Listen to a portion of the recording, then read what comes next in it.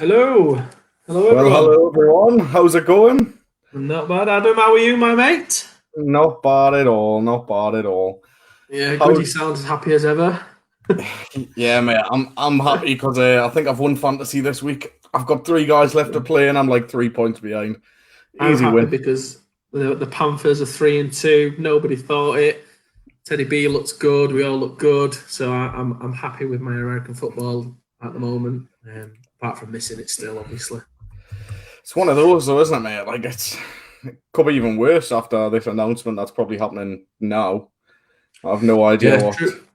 what young Boris is saying. Young Boris, probably a load of rubbish. Not Boris. We don't get political.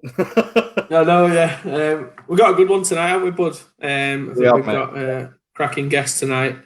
I've happened to play alongside his team, play against his teams. Unfortunately, not very seldom as have I had a good result against him. From my experience, just an excellent coach. Always happy to help and listen and learn, and then share his knowledge. I think big thanks already to him. We'll introduce him in a minute for coming on the show today.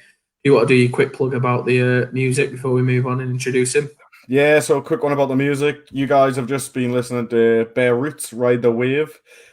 These guys have been putting our music out there, so they've been giving us an intro track instead of us just going on and getting some random music off YouTube. So we really do appreciate it. The music is Yeah, very, go and very check good. him out on Spotify. It's getting catchy and catchier.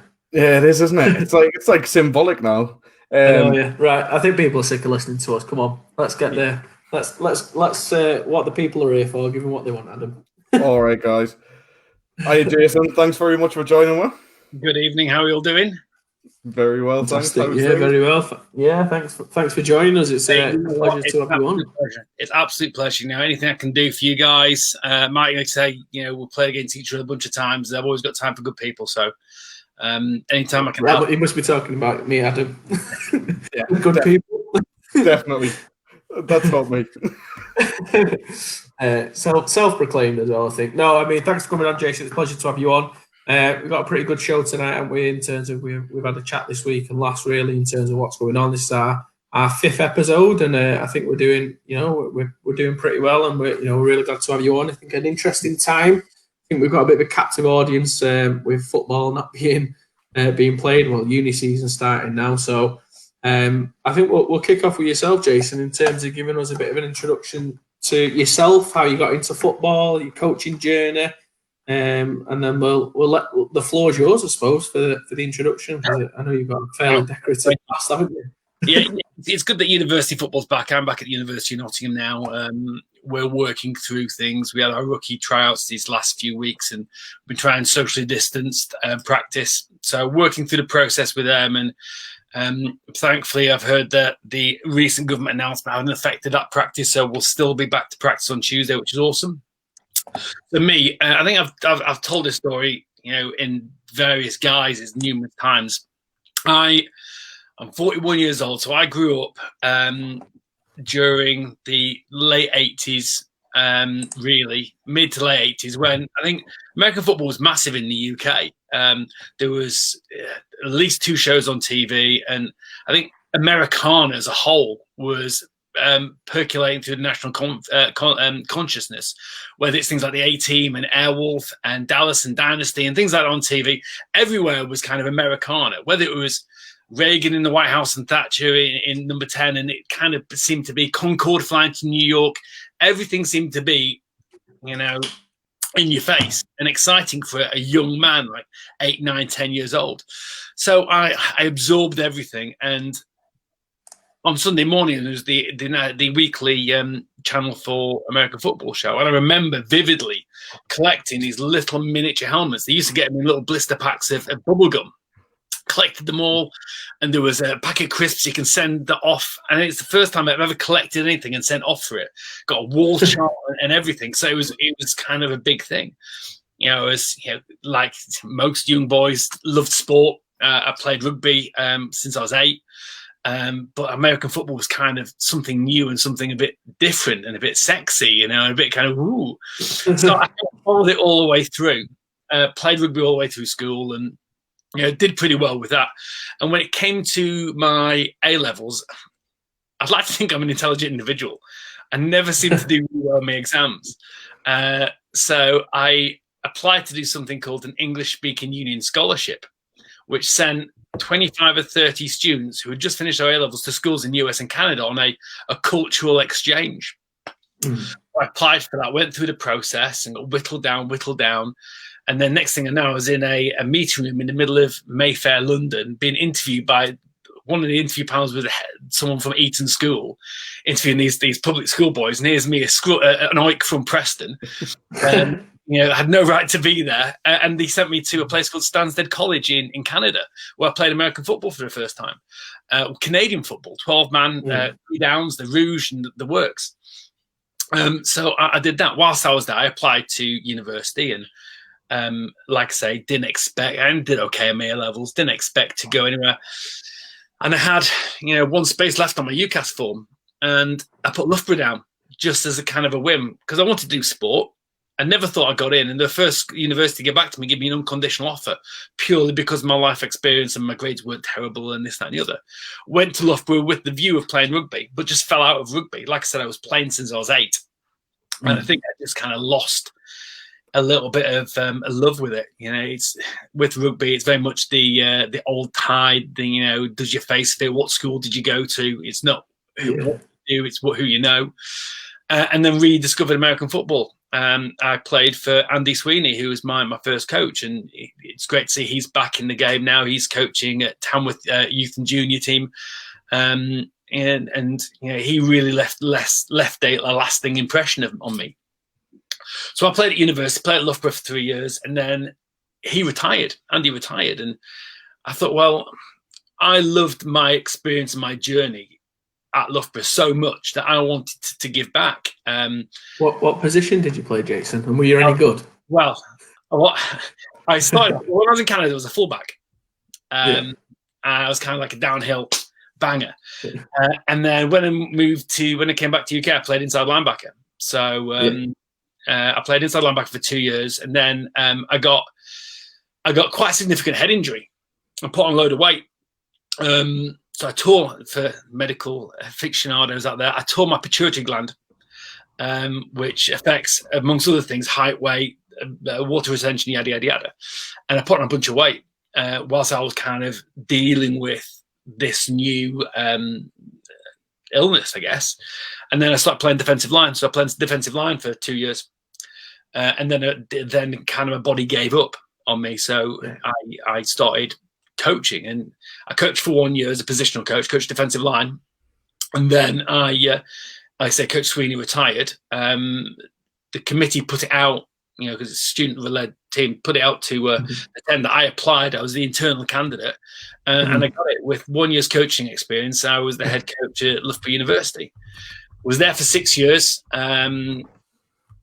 6 really good years. I think we made national final twice. I won 3 Northern Conference titles. I think we lost 6 regular season games in that year, in that span.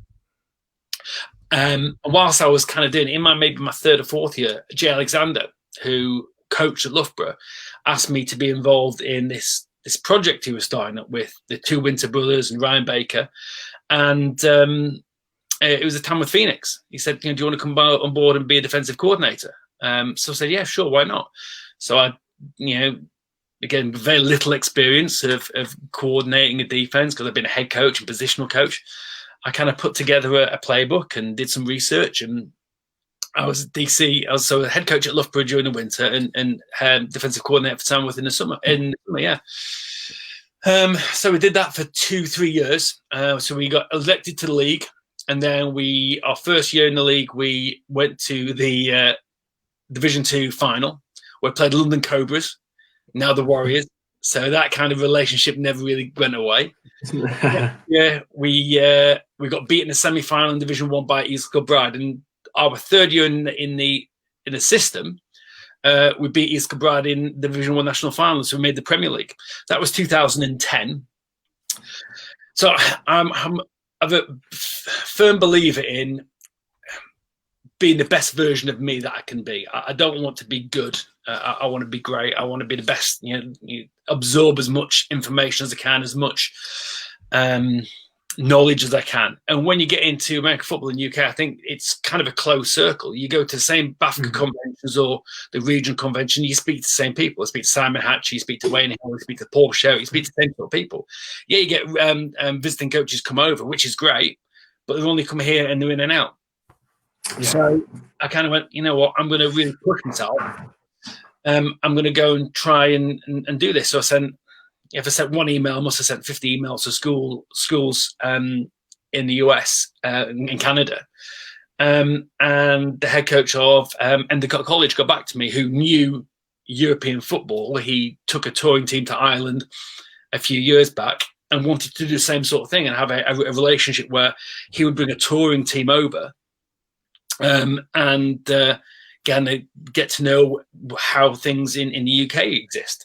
So he brought, I think, 15 players over to join forces with a Loughborough University team who played Tamworth in a friendly. So we were the US-UK Griffins. We did, it was kind of like a precursor to the Thundering Herd, really. It was a very similar sort of thing. We did toy with the idea of the Fighting Cockerels, purely because the acronym US-UK Cockerels would have been kind of funny. But we were the Griffins, because half lion, half eagle. And then we did the same thing. We went on tour to Amsterdam the following year. And after that, he hired me to be tight ends coach at Endicott College. They liked me so much, they invited me back the following year. So I kind of sold all my worldly possessions and went over on my own dime to that first year to coach the defensive line. Didn't get paid anything. Kind of, like I say, sold all my worldly possessions and spent it all out on living up there. And again, the administration liked me, that they offered me an opportunity to coach on a 2-year deal whilst I did a master's there. So I did that. So I was at Endicott College for 4 years. Titans first year, then D-line, then linebackers for 2 years. My last year, I worked a lot of special teams. So a great friend of mine, Coach Drew Kanan, who is now the special teams coordinator at Holy Cross. I worked with him doing that. And I think some of my best times coaching American football was on that staff. My playbook, certainly the one that I've been really successful with at Tamworth, was devised by Bobby Holmes, who was our defensive coordinator at the time. And many an hour was spent at Fibber McGee's in Beverly, Massachusetts, and knocking back some cold ones with Bobby Holmes, Todd Lemoyne, Chris Gogolus, Drew Kanan, Tony Volpone, and just kind of scrawling things on napkins and talking ball after we win game. We were really successful as well. We won 2 conference titles in 4 years, 2 East EAC bowl games, went to the NCAA playoffs twice. So that was a really good time. And then with any successful staff, they kind of evaporate. So Coach Volpone got a head coaching job, who was our offensive coordinator there. He got a head coaching job at Norwich Academy in Vermont, in Castleton State. Coach Kanan got hired away to go to Assumption. And the staff just kind of fell apart. And I was coming towards the end of my time there. And they couldn't figure out a way to renew my visa. But I'd met Coach Collins through BAFCA 2 years previously. And we stayed in touch, and I think we're very 2 peas in a pod in the way of our approach, our enthusiasm. He did, I think a lot of his undergrad was maybe sports psychology. I did sports science, which had a huge emphasis in sports psychology. And he invited me down to Mississippi State, said, look, if you don't get anything, come down and work for me for a year. So after I left Endicott, I went down to Mississippi State, was defensive quality control for a year. He got hired away to go to the University of Florida. Again, the staff kind of dissolved. And I decided, well, this is it. I needed someone to really, really love me and fall in love and overpay for me, because you could hire an American guy for $10,000 or me for 3 times that, because you had to pay me a wage that would apply for my visa and tick all these boxes. So I thought I'll just go back and kind of put back into the British game what I'd learned in the States. So I went back home, stayed kind of arm's length because I was planning to go back. And then James Hossack, who had just become the president of Tamworth, said, look, come back and do some coaching whilst you're waiting. And then 1 week turned into 2 weeks, turned into 2 months. And before I know it, I was defensive coordinator at Tamworth again. And then I got back into the university game. I was special teams coordinator at Loughborough for a year. And then Nottingham hired me. We won the national championship at Tamworth. And then the following September, so 2 days later, I was hosting my first team meeting at University of Nottingham. So I've been at University of Nottingham for 3 years. This is going into my 4th year now. And I've many, many good years at Tamworth. So this is where we are now. And then when they had the GB job opened up, I thought, well, again, going back to the first comment I made was, I believe in being the best version of me that I can be. And I don't think there's a bigger job in American football in the UK. So apart from podcasters and vodcasters. Well, that's the elite. Don't worry, we'll get you there, Jason. Don't worry. So I thought, you know what, I'll go for it. I've always said to the coaches and the players I work with, if I was a head coach at GB, I would do this, I'd do this, I'd do this, I'd do this. And now I've got an opportunity to kind of put my money where my mouth is, so to speak, and do it my way. Put up or shut up now, isn't it, with that? Yeah. Coach Allen did a great job. I was, as part of the GB staff in 2009, I think it was, when they went to Frankfurt under Coach Ayub, coaching tight ends. And that was a step into, coaching. I, again, worked with some great coaches, Stephen McCusker, Dodd Edmondson, Stu Miller was on that staff. It was a good time. But I thought now's the time to come back and to do the big job. So here we are. How's it working out so far? It's not been off to a flyer, has it? With COVID, I'm assuming. Oh, no, I mean, I was announced, I think, maybe mid-March, and then a week later we were in lockdown. So we have started having some online meetings with the players now. The coaching staff have been having online meetings weekly since end of August, with the view to getting things going. So we are slowly, wheels are turning, and if we can't do anything physically, we're certainly doing things virtually at the moment. Brilliant. And how's and I'm right in saying you're pretty much there with your coaching staff, aren't you, for GB? So yeah, we've got our coaching staff. It's yet to be officially announced, but what I will do, I'll give you exclusive. I'll tell you who we're calling. Because I think we are. There's a lot going on in the world at the moment, and the BAFA guys have got full-time jobs, and there's a lot of uncertainty with everything. So they are getting things out. It's just there's a process, isn't there? So, and I'm no illusion. So the senior staff is myself. I'm the head coach. I'm not going to coordinate, but I'm going to kind of dip in and out of bits and pieces. I'll just want to oversee the program and put the philosophy forward. Matthew Davis, aka Spoonie, is my assistant head coach and special teams coordinator. That's well received there from. Yeah, I think I've known Spoonie again since 2009 when he was part of a touring group of people that went to watch the GB team in Frankfurt. So I've known him since then. And a little known fact, Spoonie actually keeps a picture of me in his wallet. From that, somehow he acquired a passport photo of me from Frankfurt. I believe to this day he's still got a picture of me in his wallet. My offensive coordinator is Dan Smith, who's now OC at Tamworth, and the defensive coordinator is Duncan Burford, the DC at the Blitz.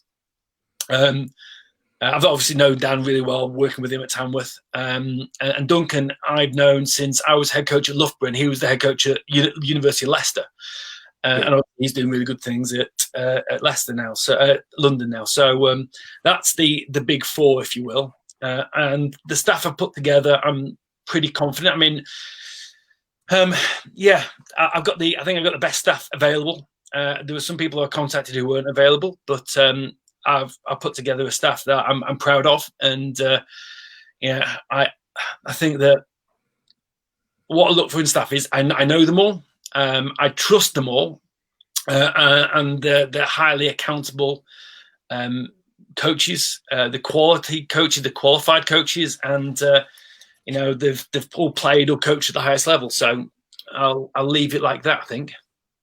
No, perfect. That's brilliant. I think a little exclusive goes down a long way. So no, we appreciate that. Thank you very much for that one. So I think I think that kind of nicely leads into your kind of coaching philosophy, doesn't it? In terms of, so you're going to change things with Great Britain in particular, and Tamworth have got, for me, I can identify as a club, as an organisation, a very clear direction in terms of how they are. We talked last week how, one of the best things about Tamworth and playing them is, the fans, the support.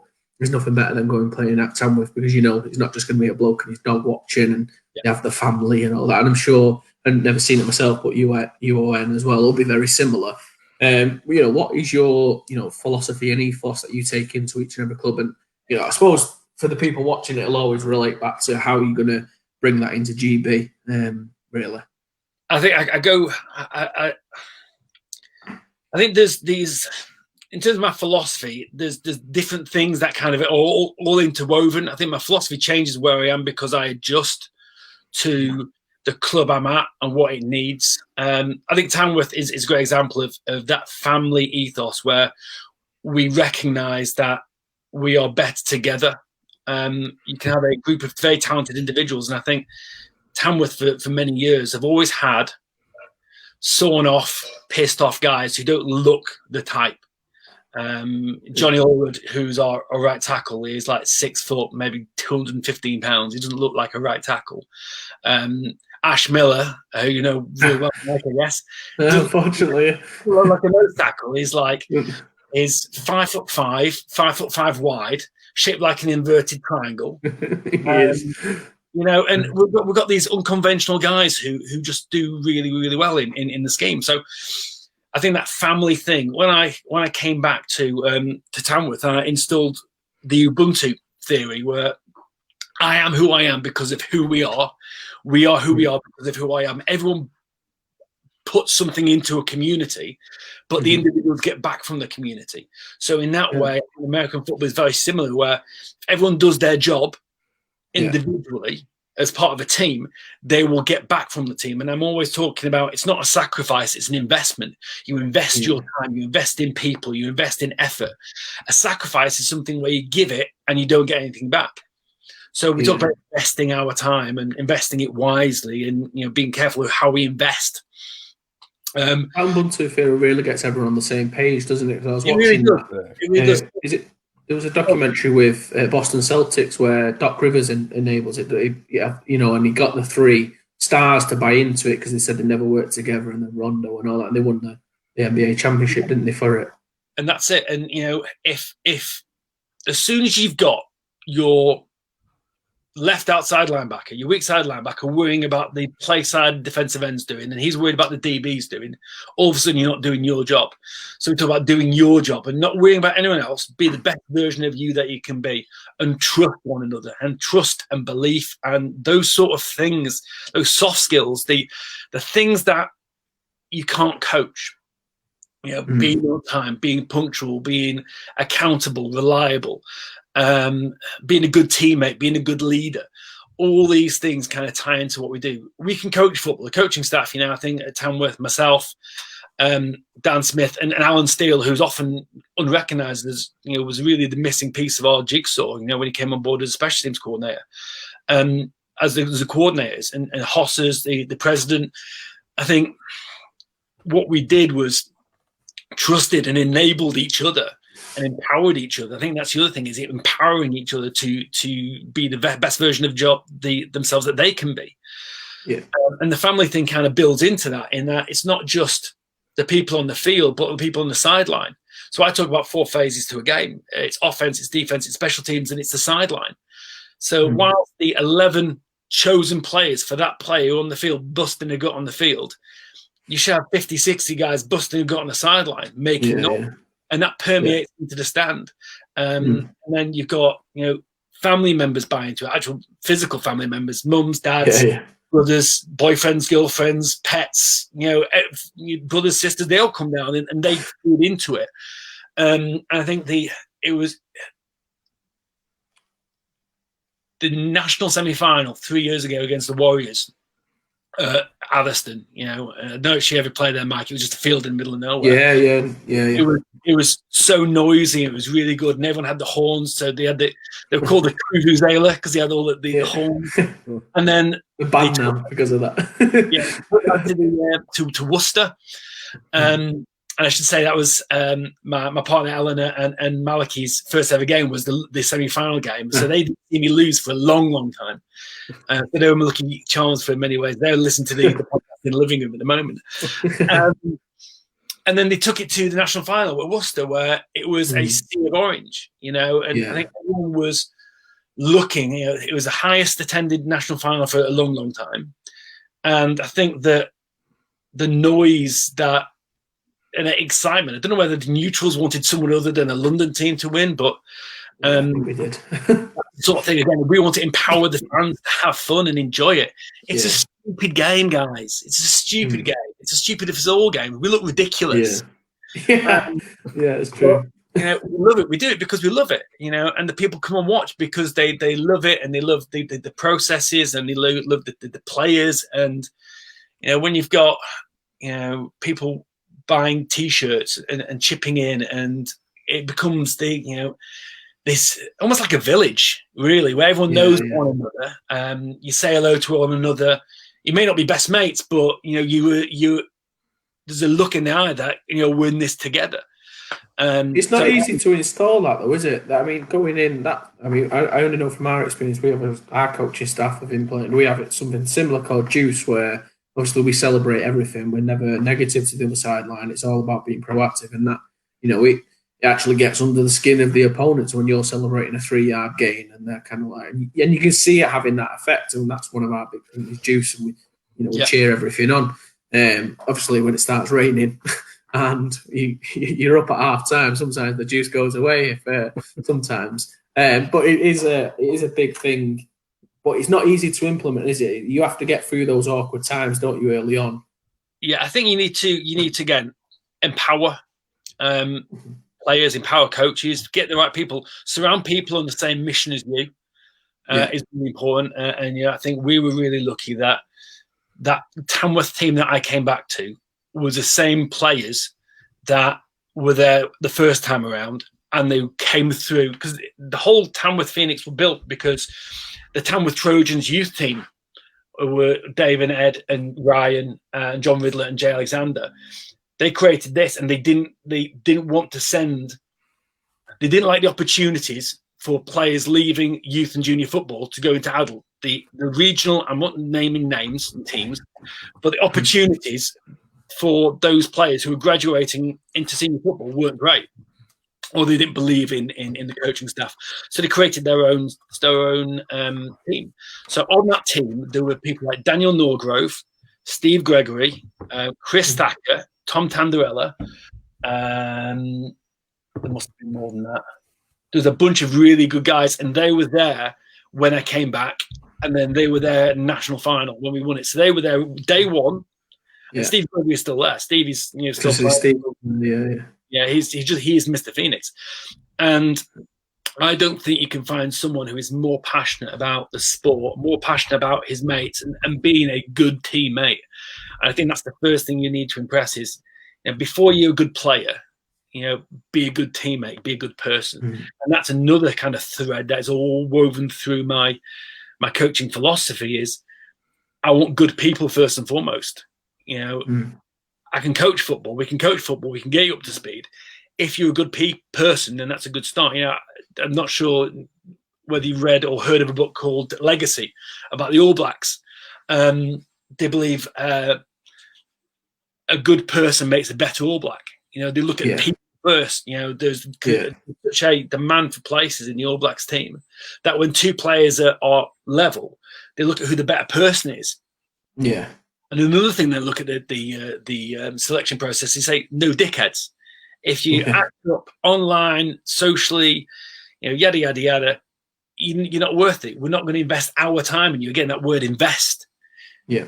So I want good people. Even more so when we all give up our time for free or pay, or I suppose you want that around, and you want that to come across as your team. It's something I personally would never associate with Tamworth. It's not my team. It's our team thing. It's ours. But I would never go across that, even from playing Tam with you. I never like losing to you guys, but I would never go away with a bitter taste in my mouth. Never feel like he's ever been close to blows. Stephen's perfect for that in terms of, we'll chat with Stephen. Ash, not so much. He keeps himself to himself. No matter how much I try and talk to him, he just won't talk to me.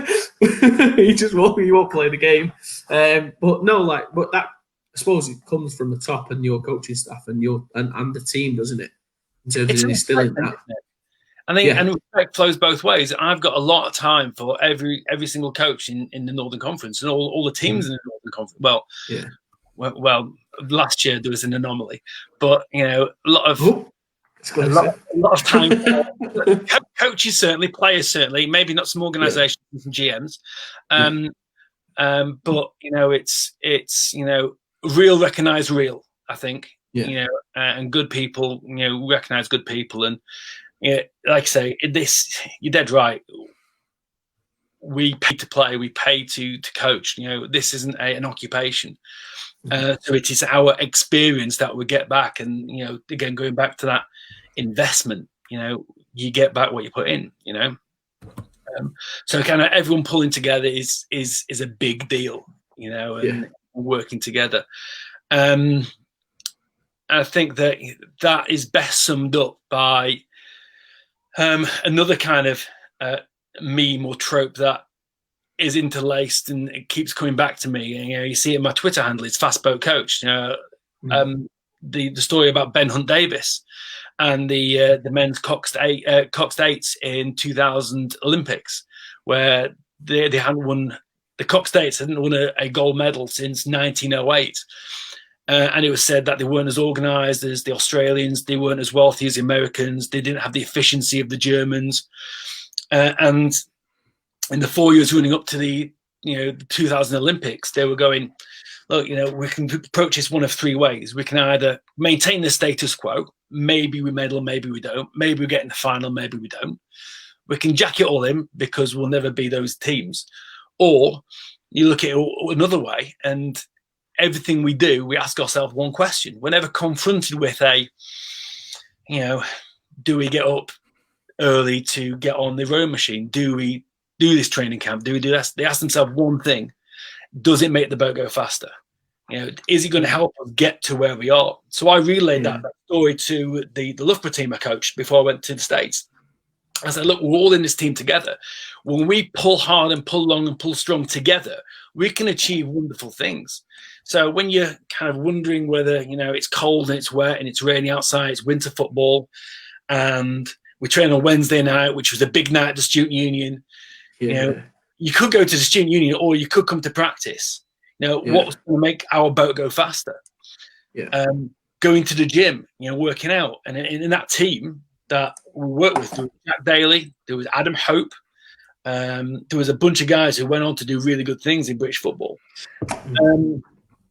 And so you're in this team boat, but also you're in your own individual schools. When you go into lectures in the morning after the Wednesday night, does it make the boat go faster to get up and go to that lecture at the other end of the campus? Well, unfortunately, it does. So it's those things where, when confronted with a question or confronted with a conundrum, does it make the boat go faster? So throughout this process of finding staff, putting things together for GB, it's like, does it make the boat go faster? Is it going to help us win games and get to back to the A pool and win a European Championship? And then I think the final philosophy thing I want to just talk about is what I talk about at University of Nottingham now is next one wins. We're a process-driven team. You don't win championships on Championship Sunday. You win championships in the preseason. You win championships late nights. You win championships in mornings where you're lifting weights. That's when you win championships. So it's next one wins. You want to win the next drill, the next classroom, the next lifting session. If you drop the ball, doesn't matter. Next one wins. You'll catch the next one. And understanding that the next play could win you the game. You could catch a ball, break 3 tackles and score, and that wins us a game. You don't know. American football is built up there a lot of the plays are plus minus 2 or 3. You know, there's not a lot in it. There's only 5, 6 plays that really determine the result of a game. Are you going to be the guy who makes one of those 5 or 6 plays? So that's really important to me, is building on processes and making sure that we're going about things the right way. At Tamworth, we refer to this as doing the invisible to achieve the impossible. So the invisible is what people don't see. It's all the scouting work that the coaching staff do. It's the lifting progress, it's eating right, it's the sacrifices, it's the investment, spending away from your partners and your family. The invisible is what people don't see. And when we played Britball 31 and everyone thought the Blitz were going to hammer us, they didn't see and understand what we were all about. All the invisible stuff that goes on behind the scenes that builds that program, that builds our journey to success. Because success wasn't won at Britball 31 on that day in the sun in Worcester. It's built in pre-season when we went to Mount St Mary's in Chesterfield and we built the team there. And Raphael Mazzucci was telling inappropriate stories in front of everyone, making everyone laugh. You know, he's getting up early, midnight mass. It's lifting together as a team. It's getting on the bus and going up to Edinburgh and staying overnight and play at Edinburgh and East Kilbride. It's those journeys and that process of building the team that helps us win. It's the invisible stuff. The details are so important in American football, not just in schematics and blocking half a block here in that whole Al Pacino speech of maybe you make it, maybe you don't. It's building a team. That's important as well. So, so all Can those. I just say, this is making me want to get back to the gym. Yeah.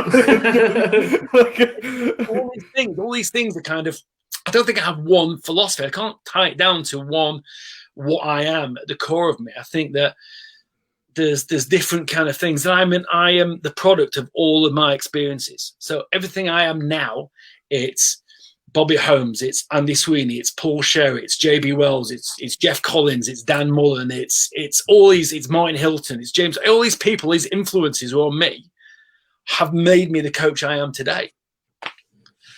And I'm hugely thankful for everything. And I still look through influences every day. I still read. I'm a voracious reader of coaching books and trying to find themes and threads that I can pull and tug at and find how can I invest that into my coaching theory. Is that useful? Yeah. I always say that when you're building something, take what's useful, discard what's not, and add something that's uniquely your own. And that's what I'm doing with GB at the moment. I'm taking the great work that Coach Callan's done, getting rid of the stuff that I don't find that works for me, but I'll add something that is uniquely me. And whether it's, and we talk a lot about juice as well, Mike, and enthusiasm. And again, it's something you can't coach. It's intrinsic to you.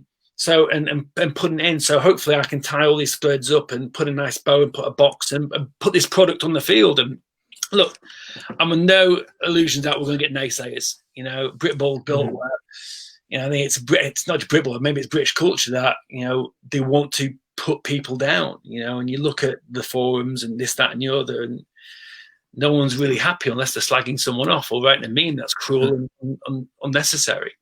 So hopefully that we are building something now, and I'm doing it the best way I know, in a very genuine way, and coming from a part of genuine love and affection for this sport. And in many ways, this GB process, it's a love letter to British football by me. I want to create something that is deep in my soul, and I want to get it out and put it on the field and show what coaching, what football, and what everything gave to me, because without football, I'm not sure what I'd be. I think, and it's really good to see that kind of raw emotion and passion come through there, because I think that's important. Because I think personally, I'll say this: a lot of previous GB head coaches and people of the establishment, let's say, I've never been able to connect and feel that. And maybe the times have changed and we can have you on the show and you can show that. But I feel like, just showing that will show a real connection, and everyone I think can resonate, can I work hard? Can Can I do the invisible stuff? Can I do that? Am I good enough? Well, all those things, if you can put all that work in, it gives everyone the opportunity. And I think it answers a lot of the questions about GB, which I'm sure will come up as we move through the show, which is just genuinely, am I good enough for GB? Well, as long as you're willing to put those things in, you're giving yourself the best bloody shot, aren't you, really? Yeah, again, and I've got loads of people who are messaging me saying, "Oh, what's the deal with GB? This, that, and the other." Unfortunately, the answer is in this world we're living at the moment, we're in a holding pattern. We did have very bold plans to take GB regional and go. I wanted to have regional workouts. And it got approved by the BAFA board that we could go to 3, 4, 5 regional workouts. I called them. I didn't call them trials because we couldn't do any sort of contact stuff. So it would just be workouts. We'd go to the northeast, we'd go to Scotland, we'd go to the northwest, we'd do in the Midlands and do something in the south, maybe 1 or 2 in London, maybe 1 in Bristol. And would go down, and because of the regulations, we'd have the offense in the morning and the defense in the afternoon, just working out. And it'd be basically combine drills, seeing how people moved, getting to know one another, seeing if they had the right personality, how they worked out. I mean, one trick that I'm very fond of is when I'm filming practice, I'll let the tape run at the end of the play and see who's celebrating plays or who's hustling downfield and who's making that effort, because that's the thing, that's the invisible. Who is running between drills? Who shows willing? Who shows that inner fire that burns from within? That's what I'm looking for. That's what I really want. I want people to give a shit. I want people to want to represent their country and not just be complacent with it and give me the huddle things and just be like, this is me. I can do this. I can do this. I can do that. Well, show me.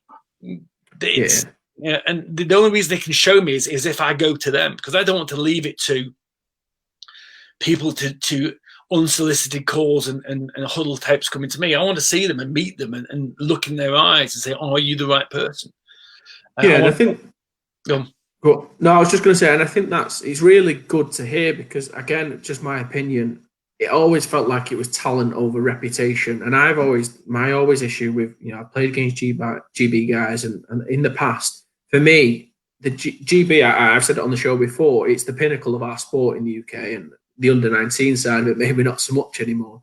But, for the senior team, and for me, it's never been about the guys who want it the most. I always describe it, the guys I want playing next to me on the offensive line, if a D lineman punches me in the face, which happens, I want those 3, 4 guys right there next to me. Like, probably diffusing it, but at least, I know that they've got my back, and I think that sometimes can overweigh by a mile talent, I believe, because that willingness to, when you're down in the fourth or you are getting beat, but shows that grit and determination. And I think you see a different side to guys, when you're doing that and playing down to different teams levels, you do see a different side. And that comes out, I think, in a lot of people at different times. So I think that philosophy really for GB is, moving forward seems to be the right one for you. I think I look at the 3 A's. I want the national program to be aspirational. I want people to aspire to play for GB, and not just kind of write it off as like, it's elitist, it's this, it's that, it's the other. I'd rather go and play in Europe. I'd rather do this. I want people to aspire to play for GB.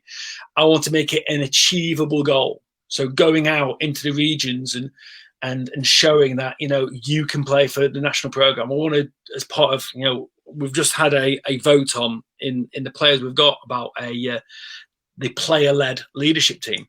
I want to run community events in schools, in local programs, in youth and junior teams, and show players that, this is achievable. And finally, I want to make it accessible. I want to level the playing field as much as possible. We're an amateur sport and an amateur governing body. We can't give people money to go and try out and work out. But what we can do is host camps, workouts in not your backyard, but close enough for you to commute to, and make it affordable so we can pay for the venue, and hopefully down the road, by putting a good product on the field in a year, 2 years, 3 years time, that product's good enough that we're going to start bringing sponsorships in. So is the things like paying for the venues and things? Is that like like obviously it's going to be an issue like money wise, but has anyone reached out to local clubs to ask like, can we just borrow your field? Like, can we borrow your facilities? Yeah. So that's and again that's part of the invisible that actually is happening. So Amanda McDonald and Face are exhaustive in their search of trying to get hold of things. We want to use New River down in London, but they've got a new change of management, so they'll hopefully get that on board in October. The universities that we would use normally are very strict. So I've got contacts at University of Nottingham. The 3G on the main campus is being rebuilt, and there's so many strict rules and regulations about who can use it. We're contacting in Durham and Stirling, and it's the same deal. Anytime there is an opportunity to use something, Druid Park in Northumbria and JMO in Merseyside and all these places, it's either too much for what we need, or we can't make it viable because of either there's no changing rooms or the field isn't big enough or this, that, and the other. We're doing everything we can to make sure that. Is it like a 4G that you need? You couldn't just use like a grass pitch. Change room. We need, in order for us to be compliant with our governing body, with BAFA and everything that we're doing, and being responsible as well, not just kind of paying it lip service, because I believe in, we are the spokespeople, we are the figureheads of the sport. We need to do things right. If we're going to do things, we're going to do things right. We are looking into doing these things and making sure we're doing it right. Hopefully, by the end of the month, maybe I'm looking at my calendar here because I've got some dates circled. Hopefully, by the end of October, we can find something. Maybe in early December, we might have some regional workouts. If not in January, but it all depends on the local lockdowns and everything. I mean, the reason I asked is obviously like us up at Gator. Ours is a grass pitch. We've got 2 grass pitches that we can use. Obviously, it's got a stadium, a gym inside, things like that. There is some indoor areas that you could use. We've got sleds, tackle bags. If you want them, just tell me when. You're just gonna have them for free. It's not going to cost you. Yeah, well, which is awesome. But I think that we need 4G because we can't, especially in Gateshead, right? Because it's not that way. My mum's side of the family from the northeast, so I know all the saddle marks there. And we need again, not being snooty or anything like that, because Kent offered us their field wall, which is really nice. It's flat and it's beautiful there, but it's grass. We can't rely on the weather, and we can't rely on the pandemic. So we need to make sure that we're doing things right. And believe you me, no one is more frustrated than I am. I've been in job now since March, right? I believe and I trust that the people who are doing this job are doing the best for us. So we're going to continue to go through this process. And look, hopefully by December, we're going to have regional workouts, whether it's 1, whether it's 2, whether it's 3, however many. Hopefully, again, my mate Boris is talking, so we'll see what Boz says. Any comments about what Boz is talking about would be nice. Yeah, if we're not watching that right now. Give us a shout. So, if we're outdated, let us know. I guess JMO's out at the moment because that's in Merseyside. But yeah, so we are doing things, but we are doing things right. We need to make sure it's checks and balances. So what about equipment? I'm assuming you're just relying on like local teams and things because you don't want to be carrying equipment with you hundreds of miles to wherever you're going to be training.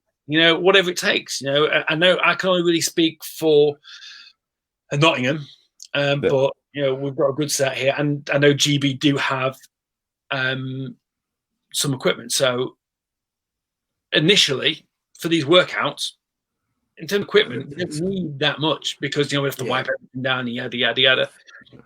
We just want to see people and see how they move. Yeah.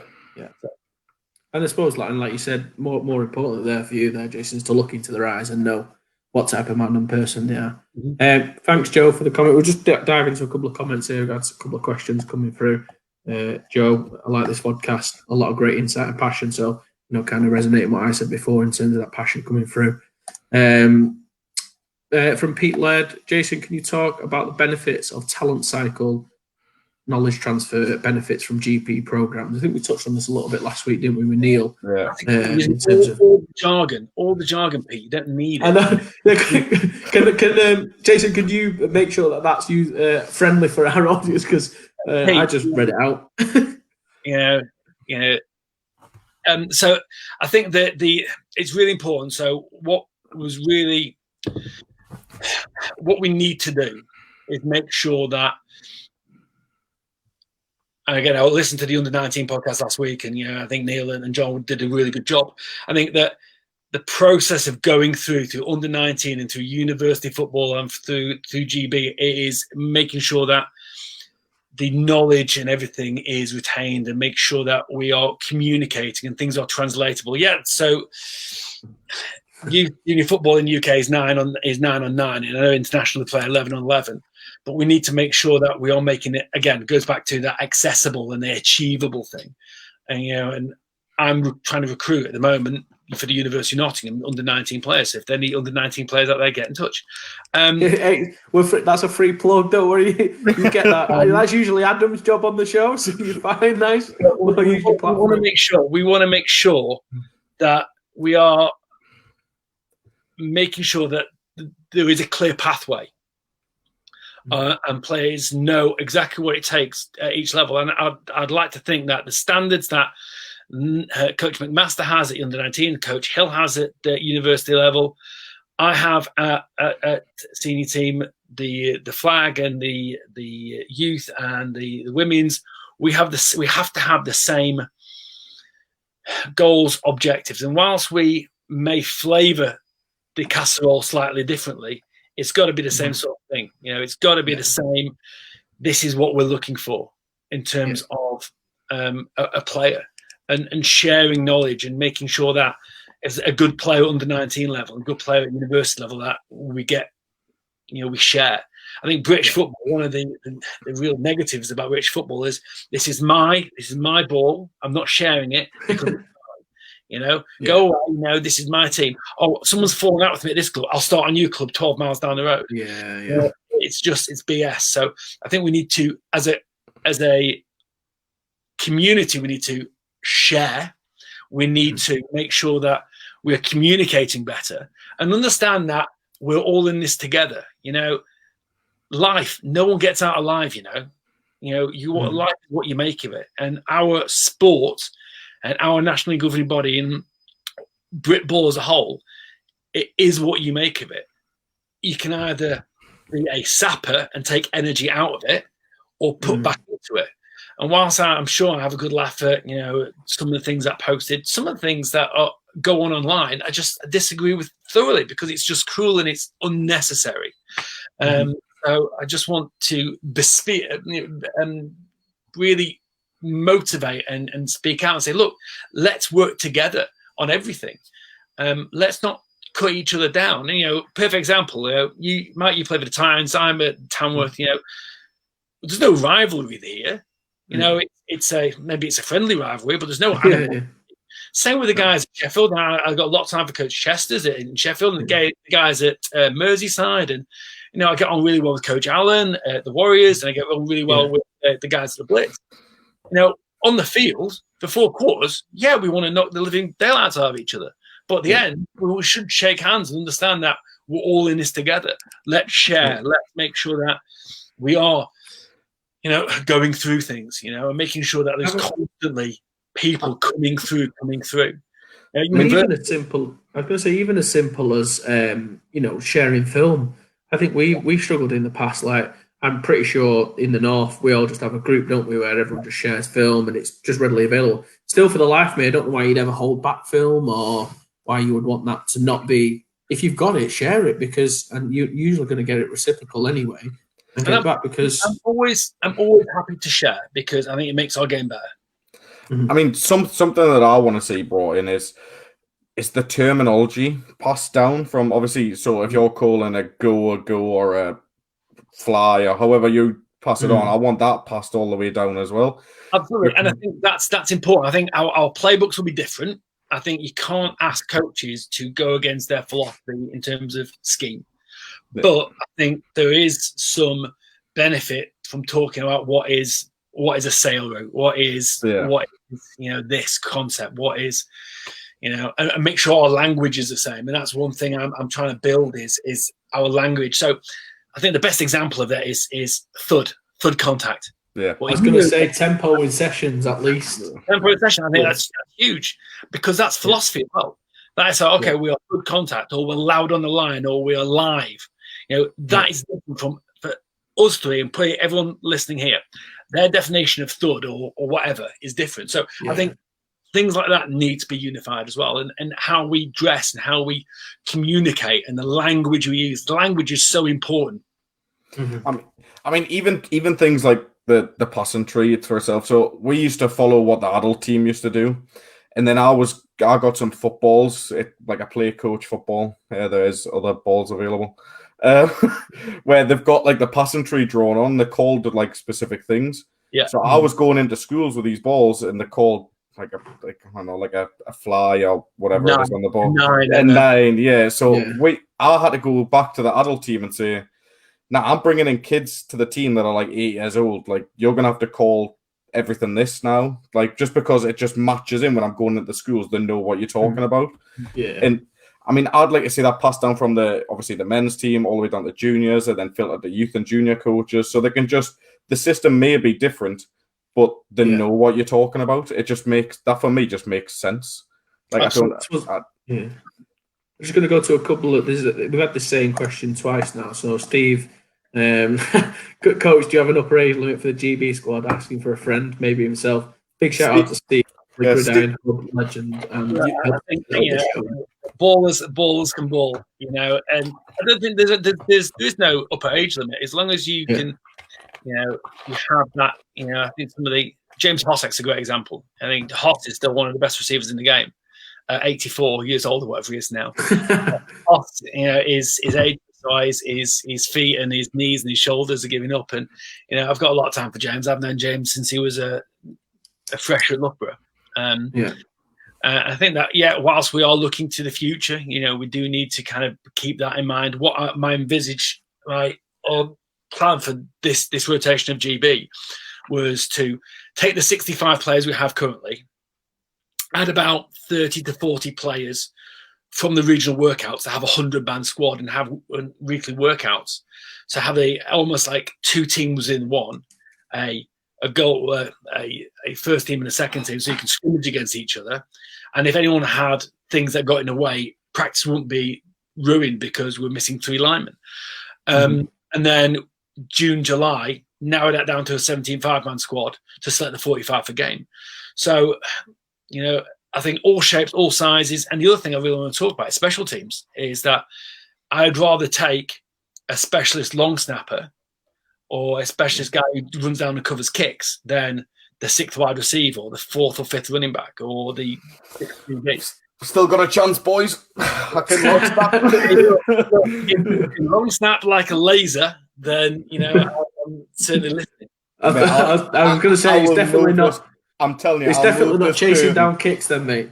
I will move this. Not chasing kicks. What are you trying to say, mate? I'm telling you, I'll move this curtain and put a ball through that window in a minute. I'm not even joking. Again, the same question there from Charles. Probably selfish ask there from Charles. He's getting on a bit, but very, very good player. So I know why he's asking that. Fair play. I think there'll be a lot. I think again there, Cade similar. Feel a lot more confident about GB going forward. The future looks bright. So just initial seems to be coming through well. I really hope so. I want to kind of like get people excited about the British game, because it is. You look at the athletes. There's loads of people playing in Europe, and they're super talented. Glenn and David, who did really well at the NFL Combine. I had a player who from the University of Nottingham went down to the NFL International Combine the other day and posted incredible stats. We've got some great athletes in the UK. Let's put them forward and put them at the highest level and make GB like aspirational. And I think we're going places. We just need to harness the energy, make it a positive energy, and make sure that we're putting a product on the field. I suppose it might be worth, whilst what limited plans you have got, you touched on a little bit before, Is there any plans set in stone right now for 2020-21, or is it still all just up in the air at the moment? So all we know at the moment is that we play Denmark away in August, and then we're going to beat Denmark, and then we play the winner of Serbia and Austria. That's all that's in place, really. So what we want to do is I've got plans that we're going to have regular workouts, regular practices. But again, I think so much, if the pandemic wasn't on at the moment, it would already be deep into our schedule. I think the thing where the next big landmark really for us is in January, when IFAF get together and discuss whether there is going to be any internationals next year. So it's all those things where I'd love to be able to give you an answer and say, this is the plan, this is what we're doing. I've got a skeleton of what we want to do, but it's about ready to just press that button and say, okay, pandemic's over, we can do things. Yeah.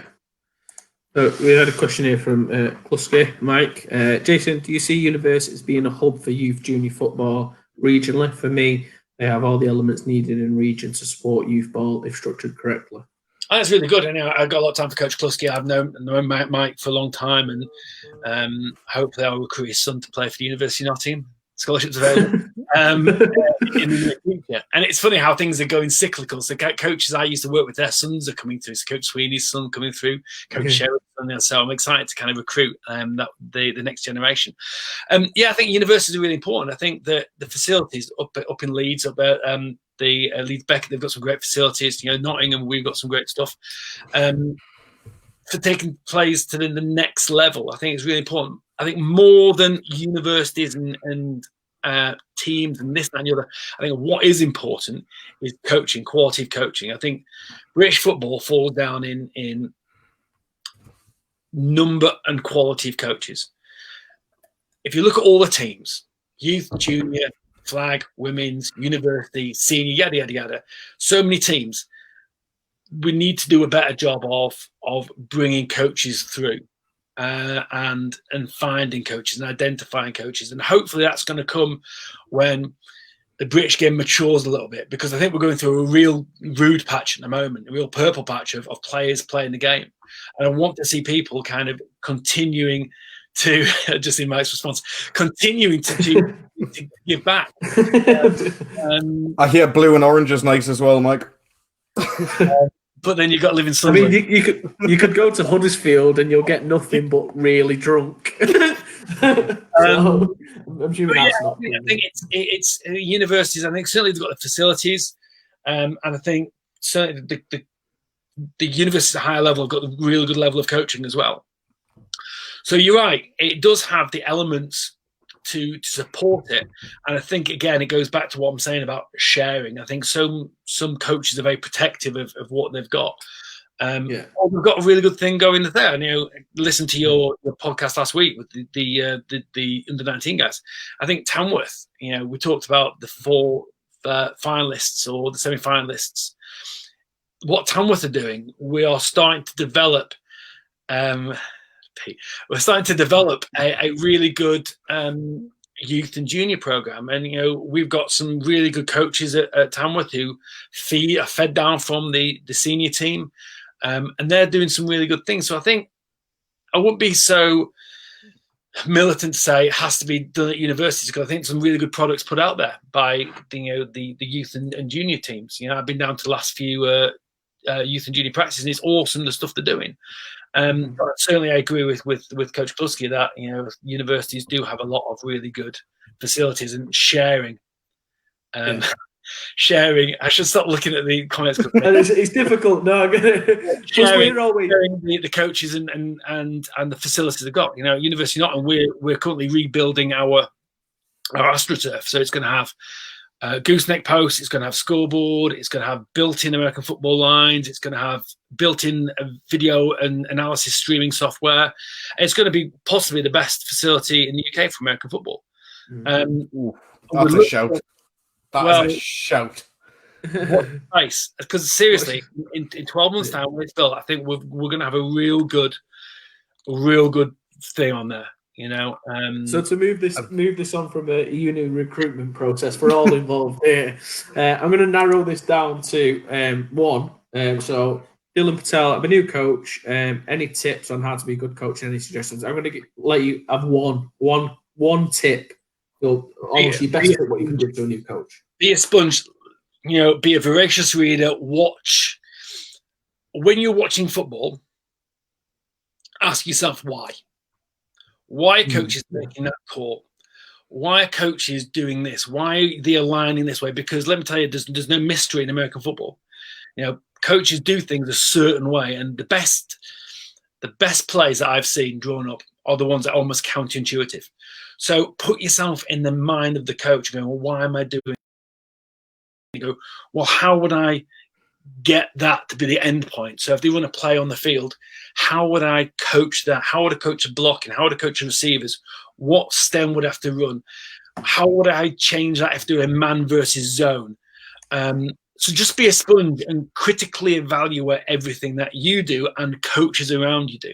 And I think we ask players to do the same. When you're watching tape, put yourself in the position of the guy, and you might not be on the field, but put yourself in the position of the guy that is in your position. Same with coaching. Ask yourself why. Sometimes that we can kind of get into a spiral with coaches, and no one believes more than me that players win game, coaches lose them because we outthink ourselves. But yeah, Dylan, be a sponge, continue to learn, find a local team, go and ask to shadow a coach. I will certainly take anyone on board in the Midlands who wants to learn and listen. Right. No, that's great. And then quick one again, any plans for, again, on the coaching front to shadow coaches at sessions, regional? So yeah, absolutely. I think there'll be a sign-up sheet. I think priority will go to the coaches who are hosting us. So if we're at Huddersfield University, for instance, Mike, then preference will go to there will be a sign-up sheet. It won't be exhausted. There won't be 100 coaches there, but there will be opportunities to come and watch and take part. Perfect. Dylan's just said there he's in Leicester. Yeah, go and get in touch. Go and if you want to come down to Tamworth or Nottingham or University of Leicester or the Montfort have got some good programs. University, go and reach out. Won't mention any other teams in Leicester. So I love that. I'll just leave that one there. So I think they got a lot of time for Coach Cassar. A lot of time for Noel. Yeah. A lot of time for Noel, actually. Yeah. So I think it'd be a good time now just to go to some GB positional expectations, if that's all right with you. So can we do that if possible? Or at least your positional expectations, what you would have for each one. Or... I said this to the GB team on Wednesday night when we're talking about special teams. Be a badass. Don't care what you look like. Sure, if you're 6'5" and built like a Greek god, it helps. But I'm realistic. There's those people coming few and far between. So I want ballers. I want people who care. I want people who are badasses. I want people who will run downfield and then want to get back in the game. I think industry, effort, hard work. That's what I want from players. I don't need my offensive tackle to be 6'5". I just need them to be able to seal a 5-tech. Can you do that? What's your footwork like? So receivers don't need to run a 4-4-40. Can you block? Can't you block? I frequently say this. The 3 rules about playing wide receiver in my teams is 1, can you line up? 2, can you block? 3, if you're not fast, look fast. So it's all smoke and mirrors, isn't it? Brilliant, yeah. So have you got any, I suppose for GB guys in particular, people looking forward to, have you got some key things you're expecting from them? You've mentioned it there, but it's one of the things I've come through. Is it a case of just work hard, fill in the right things? We're going to have to go to it, aren't we, I suppose? Yeah. 6'5" Greek god. I'm far too old for GB now, Jason. Well, thanks. I don't know if that's fear or far in Scottish. Thanks for coming, Pete.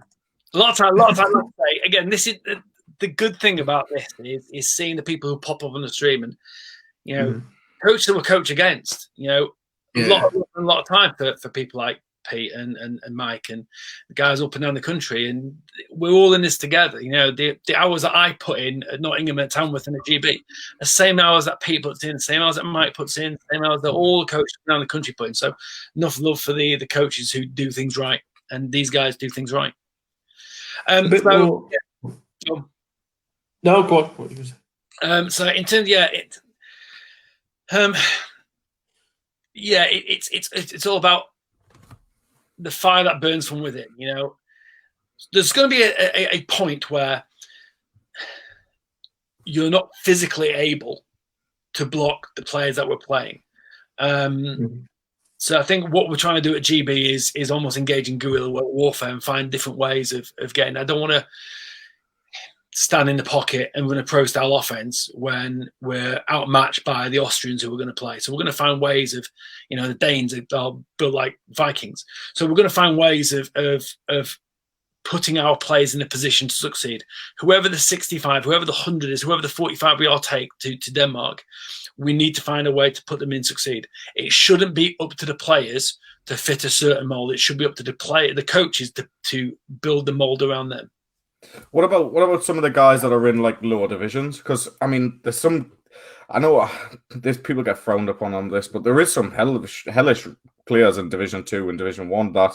Well, Shropshire's a great example of that. Yeah, Shropshire have got the left tackle who's, I think he hit me one side of the head once, and they were still ringing 3 days afterwards. And the middle linebacker, I remember those two players being exceptional players, but obviously that's a Div 1 team, I think. So yeah, like Vikings as well. They've got some. Vikings have got a lad there, Connor Joyce, who is just ridiculous. Like, he is ridiculous. Real recognize real. And, you know, I think that, again, part of this idea of going to the regional workouts is developing that 100-man squad. We can all take 45 away to Denmark and to Austria and to Serbia, wherever it may be. But building, so we might bring people into the squad to develop them a little bit. Or if you're not successful, give them real good feedback. So 12 months down the time when we do it again, allow them, because yes, they're, you know, great talents and they may look the part and play the part, but they may just not be used to the standard or the expectations that we set at a higher level. Yeah, because the difference is that it's vast when you do that step up. So yeah, we want to, again, it's all about putting people in a position to succeed. And I suppose it comes one of the Division 2 who can play, who can hang. I mean, Effie Abada is a great example. Who played at Kingston University, played at the Warriors, and 2 years later was in the NFL because he could hang. He can hang with it. And it's maybe an extreme example, but we need people who can hang. You know? Yeah. No, yeah. So, but I mean, that might be one of, not necessarily a requirement for someone at that Div 2 level going and seeing that speed of the Prem and playing in there. And it goes back to the point I think we was making a couple of weeks ago on the show. Really, why are you not making that step up to go and find that Prem team? You know, that was my thought process on it. I know a couple of people agreed and stuff. I think one of the lads commented saying I think Chris Peel actually used to drive a couple of hours to go and play for Tamworth. Yeah. In terms of making that step up and making that commitment. The reason I asked that is because I know, and so we've got a guy in our team that doesn't drive, so he's got that. And being in the Northeast, our nearest Prem team is either Edinburgh or Sheffield. So if you don't drive, that's a trick. Yeah, like, do you know what I mean? Like, it's one of those where. It's absolutely, so again, it goes back to what I said. I want it to be aspirational, achievable, and accessible.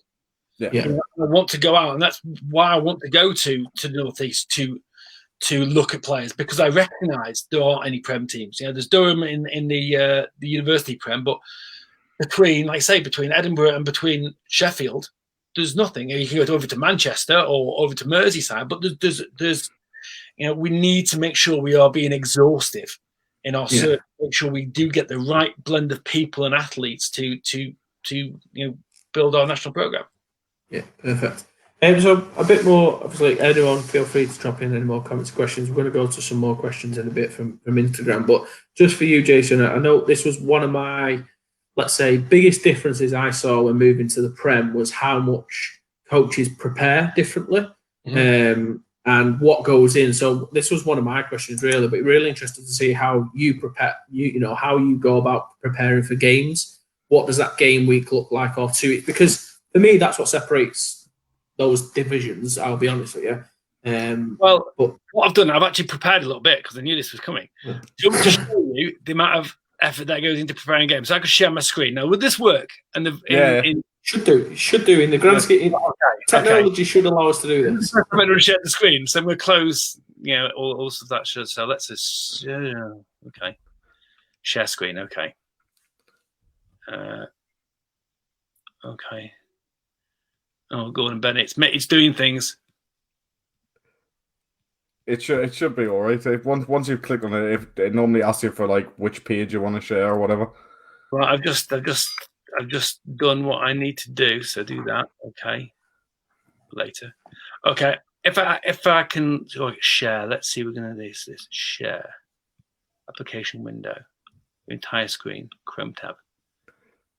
I don't think I can. It's not letting me do it. So sharing screen was cancelled. If you want to send that over to me, Jason, I'll bring that over to you. Hello? It's fine. I've got my IT. We've got a technical team. Yes. This is what happens when we're live. This is where me and Adam should be doing some filler, but we're sat like little geeky students waiting anyway. I'm like, oh, come on, show us. Which is interesting. I suppose, Adam, you can take this question then. I'm sure it's probably better from Jason, but while he looks at technical stuff. Except for living in the gym and learning from film, what can an aspiring GB player do between now and the workouts to prepare themselves? I mean, to be fair, those three things are pretty bloody good. Yeah, Get in the gym, watch a lot of film. And I was going to say, the only tip I'd have there with watching film is watch everything 3 times, because inevitably when you're watching your own film, you watch yourself. Then you'll watch what for me, the sexy players are doing, which is the quarterback passing to the receiver or the running back running or whatever. And then I'll finally start to watch the offensive lineman. Then maybe start to watch the defensive lineman. Yeah, but I mean, not just watching your own film. So if you've got film of yourself that you're going to watch, send it to someone else and ask them to criticize you. Ask them to pick it apart. Critique. It's the same. I think not even living in the gym. Again, it goes back to the point I made earlier. Does it make the boat go faster? So ask yourself, does going to the gym make the boat go faster, or do I need a rest day? Does watching make the boat go faster? Does watching the NFL, does watching Red Zone make the boat go faster? All these things.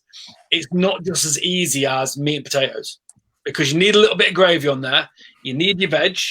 To have a balanced meal to make sure that the package is complete. It's not just lifting the world and being fast. There's so much more to being a good athlete and be a GB standard player than just being a meathead and watching tape. I think the bigger thing is knowing football, understanding football, and understanding why. Ask yourself why. Again, goes back to why do we do these things? What is the important thing? Why Delilah? Oh, brilliant. Can we instead of having like restore the raw or whatever it was for the hashtag for GB, can we have the make the boat go faster? Because I'm honestly buying into it, and I've got nothing to do. I tell you what, I probably shouldn't share this, but we used to have a big thing at the Titans, which was burn the boats. Now I'll put a link up after this, and that is brilliant for you to buy in. So we only do it every so often, and you'll see our hashtag BTB.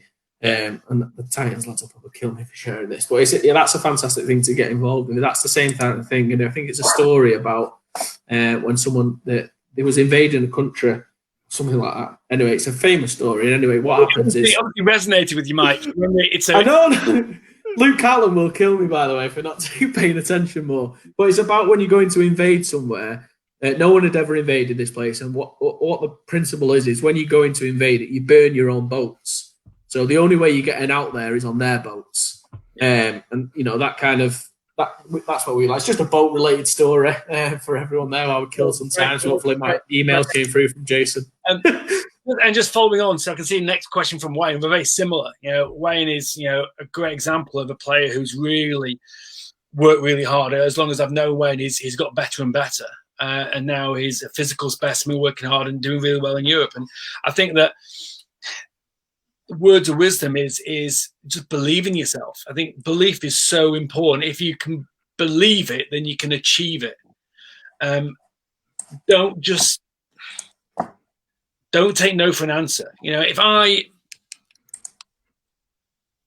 remained the kind of the kid from Preston that, you know, was a decent coach in the UK, I never would have gone to America. I never would have ended up coaching the SEC. I never would have worked with these athletes. Never would have made the friends I've made, and so on and so forth. So just believe in yourself. You can achieve it. Don't let anyone tell you that you can't, because they're lying. If they tell you they can't, they've got an ulterior motive.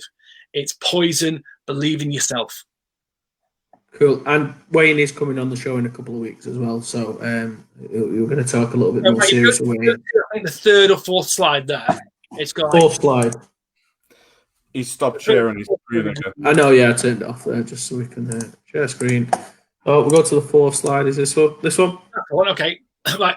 So that is basically they're two examples of how we analyze play. So the first thing I do when I look at film tape is I look at formation. So a lot of my play calls are down by down and distance and formation, because you'll find that the tendency is if they're in a certain formation, they'll want to do a certain thing. So when I talk about ask yourself why, that's, you know, why. So the example on the right, so that formation, trips K gun plus is what we call it. So trips is trips.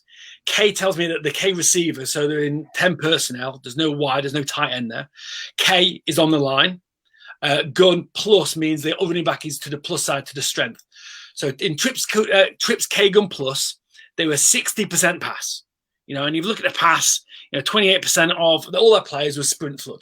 So I look at that. So when I see that on the field, I go, okay, this team, if they're in trips K gun plus, the chances are they're going to pass. So I want to get my guys in the mentality of, right, it's going to be a pass kind of world. What are they going to do? Well, the two plays that they like the most are sprint plays. Remember, does this formation look familiar, Mike? With the running back to the right, because Sam roll to the left and throw to his left. So nose tackle over the left guard. Yeah. Yeah. This is actually isn't the Titan Scouts. It's a very similar sort of stuff. But you know, if the running back's to the right, you know, they want to sprint to that, because that sprint protection, the running back's going to go and pick up the fourth player and they go in flood concept, dump it off, or something like that. So how do I defend that? And a lot of time it's spent in installing during the week. Guys, right, trips K gun, what does it look like? Dan Shanipa, pay attention, put that down, listen, right, you should be here. And getting guys in the frame of mind of when they see this, what's the call? Trips left, lark, right? And going through it, that when they see it, they've already seen it 20 times in practice before. And we walk through it. So there it says the common play calls. So those are the play calls that we could use in that scenario, depending on the down and distance, which is the next part. So if their trips K gun on 1st and 10, well, they might be an inside zone team. So I break that down. If you go to like the slide previous, Mike, I think it gives you an idea of how I work things. So the base calls are first and second down. So trips gun plus, they're my 4 calls. I don't have a play script with me on game day. I try and memorize this as much as possible because I want to react. I don't want to spend time looking down at my sheet, because as soon as you've done that, if you're playing a team that does hurry up, the ball's gone. So I wait for the offense to declare their formation. So I'm going to handle like this. All the defense are looking at me. I'm looking at the formation, what they're doing. Okay, doing trips gun plus, right, I'm going to do this. And they know. And the players are already anticipating the play that I'm going to call, because I want them to think like me. And I talk about a lot on my inside linebackers, my strong safety, need to be able to drive the boat. You know, they need to be able to drive the bus to go, okay, what's this look like? This is trips. I know I need to make a lock call here. I know we need to bag the backside defensive end. So get everything right. You've got 11 people in your bus, don't crash. So I'm going through this process on base calls, you know, first down, you know, these are my calls. We're going to go angle away queen.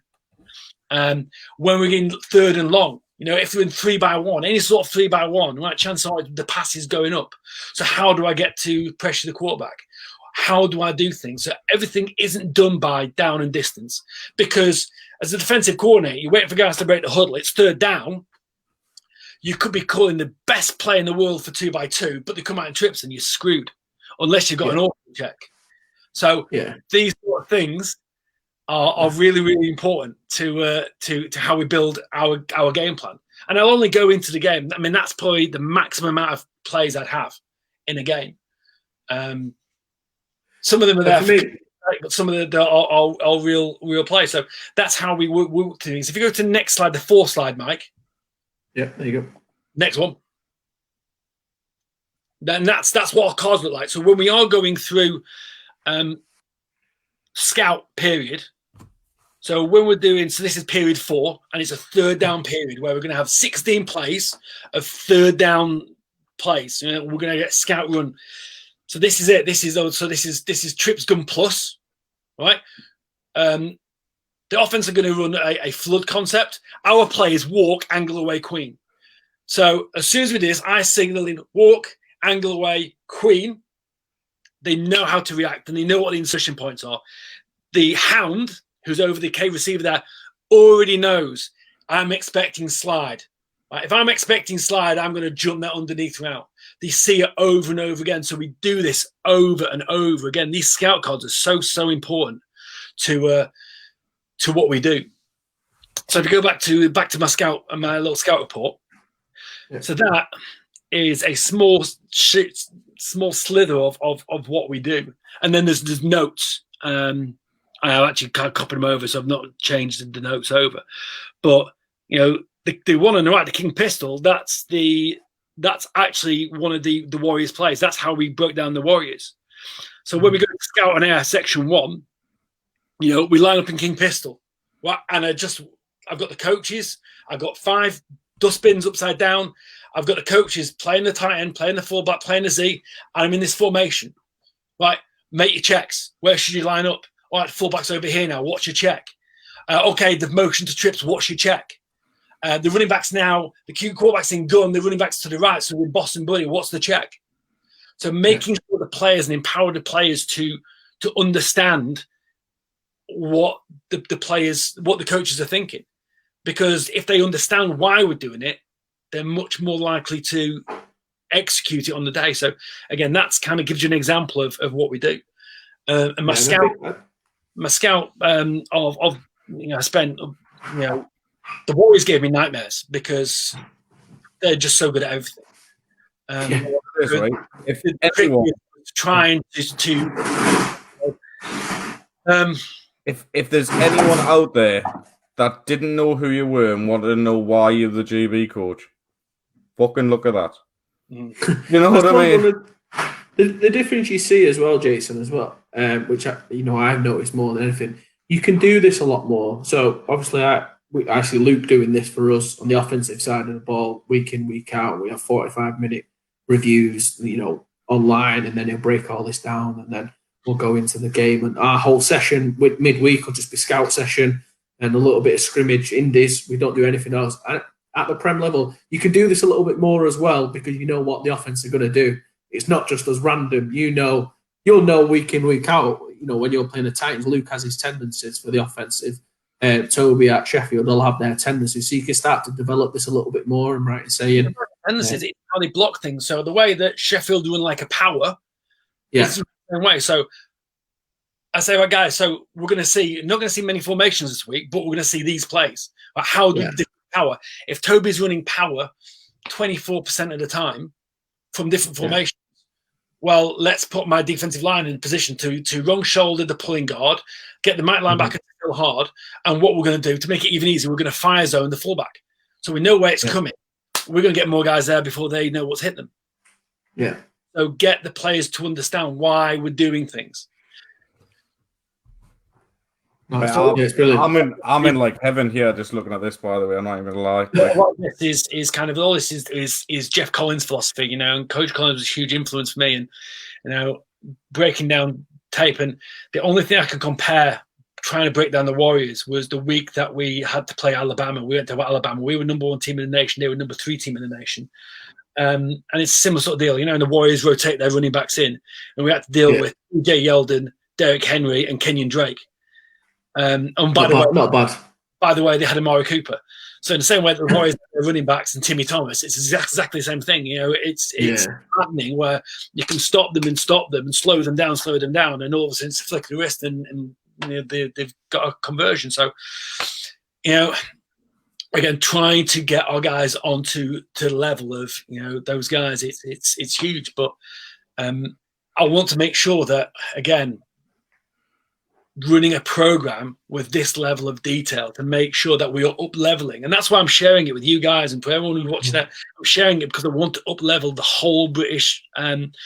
And if anyone wants to got questions about anything we do, just get in touch with me. And come and watch a practice, come and see how we do scout and do things, and hopefully when things are normal, it's good. See, this is something I'd love to do, where maybe we'll look into how to do it, but maybe we can host something where for more coaches, get more coaches on, and we can all like pry into this a little bit more. Do you know what I mean? I'd love to go really in depth on this. So what I've dug it out. Let's have a look. It's also interesting because obviously from our side, like I said, we then that'd be a good concept because then you get the offensive side of it, how you start to break it down as well. This is what every single player on the defense got, ahead of the Warriors. So to give you an idea, they're not sharing any secrets, but that's all the formations, all the tendencies, how we line up, the formations. Our run insertions, pass insertions, all our scout cards, and it's very similar. So this is the Mississippi State cards for when we played Ole Miss. So it goes into the details of the formations and what they look like in. So this is 11 personnel. They're in 55% time 11 personnel. So when they're in Queen H Strong and Buddy, they're 73% pass. So again, putting people in a position to succeed and try and get them to understand. I love that. Honestly, I love that. I could sit and talk that for hours. I'm not even joking. That's why the Tamworth teams and Nottingham teams, and we're well prepared. We want to be the prepared team, and that's why success. And that's what I talk about. Doing the invisible. No one sees that stuff. No one sees the amount of time that myself and Al and that Dan put in to building a game plan, because that isn't easy.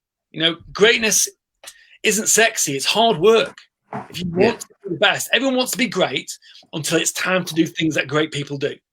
Everyone wants to be a great coach, but are you learning about it? Are you putting the time and effort into to understand and go through the processes? You can't just turn up on game day, wave your hand around, put a call in, and expect to win. So that's why Tamworth were 42 games undefeated until Mike's boys came into our back garden and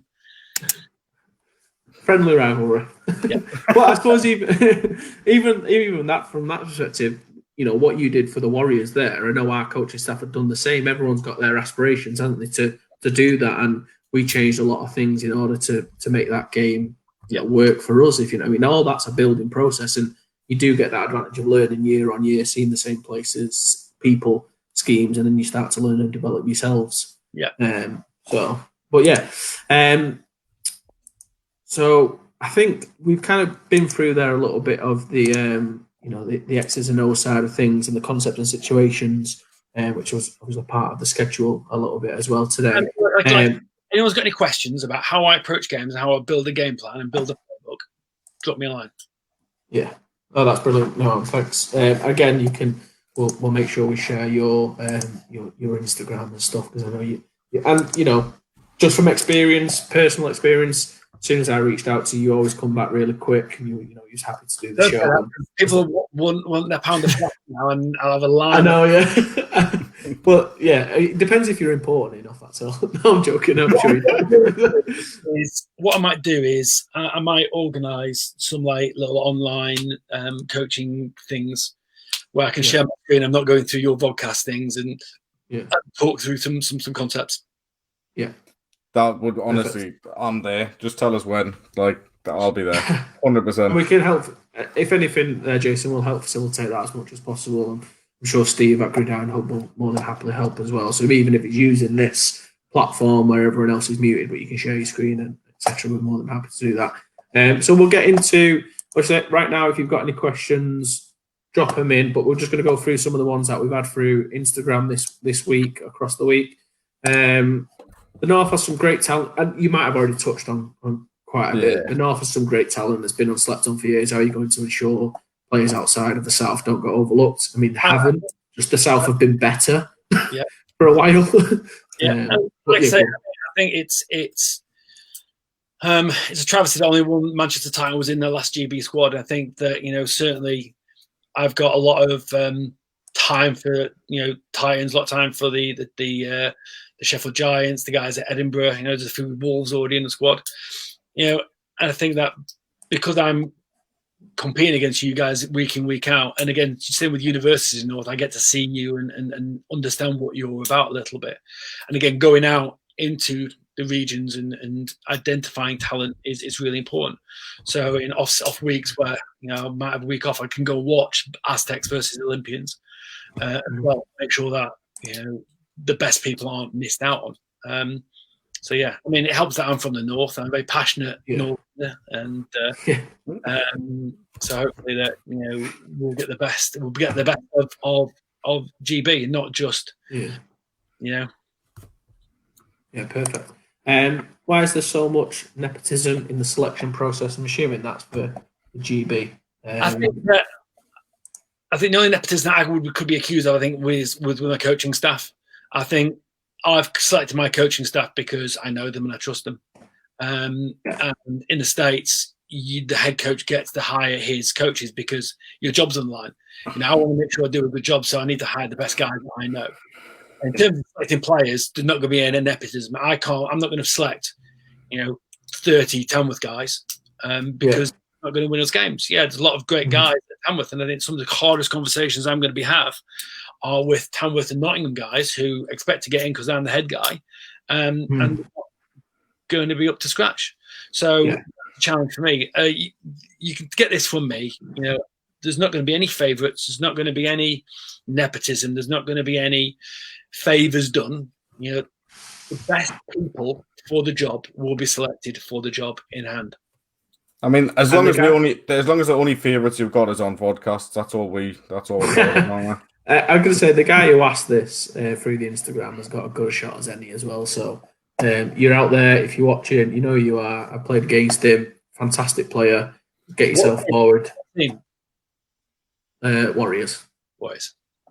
So I think he wanted to remain anonymous, but I have a lot of time for this player. So look, and again, same goes. The same way that there was only one Titan. I think there needs to be more Warriors in the team. Absolutely. The matter is, the Warriors, they are dominant. And as good as the job that I think that me and Dan and Al have done at Tamworth, and Martin's done at Tamworth, they've steamrolled us in the last two finals. We couldn't compete, and I pride myself on running a pretty good defense, and I put the time into running good defense.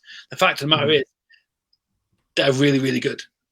Different breed, aren't they? If we rock up with 30 Warriors players, then that might not be out of whack. So again, I want to get good people involved, and and I'm trying to recruit some of those players who I really respect, who may have looked down on the national program previously.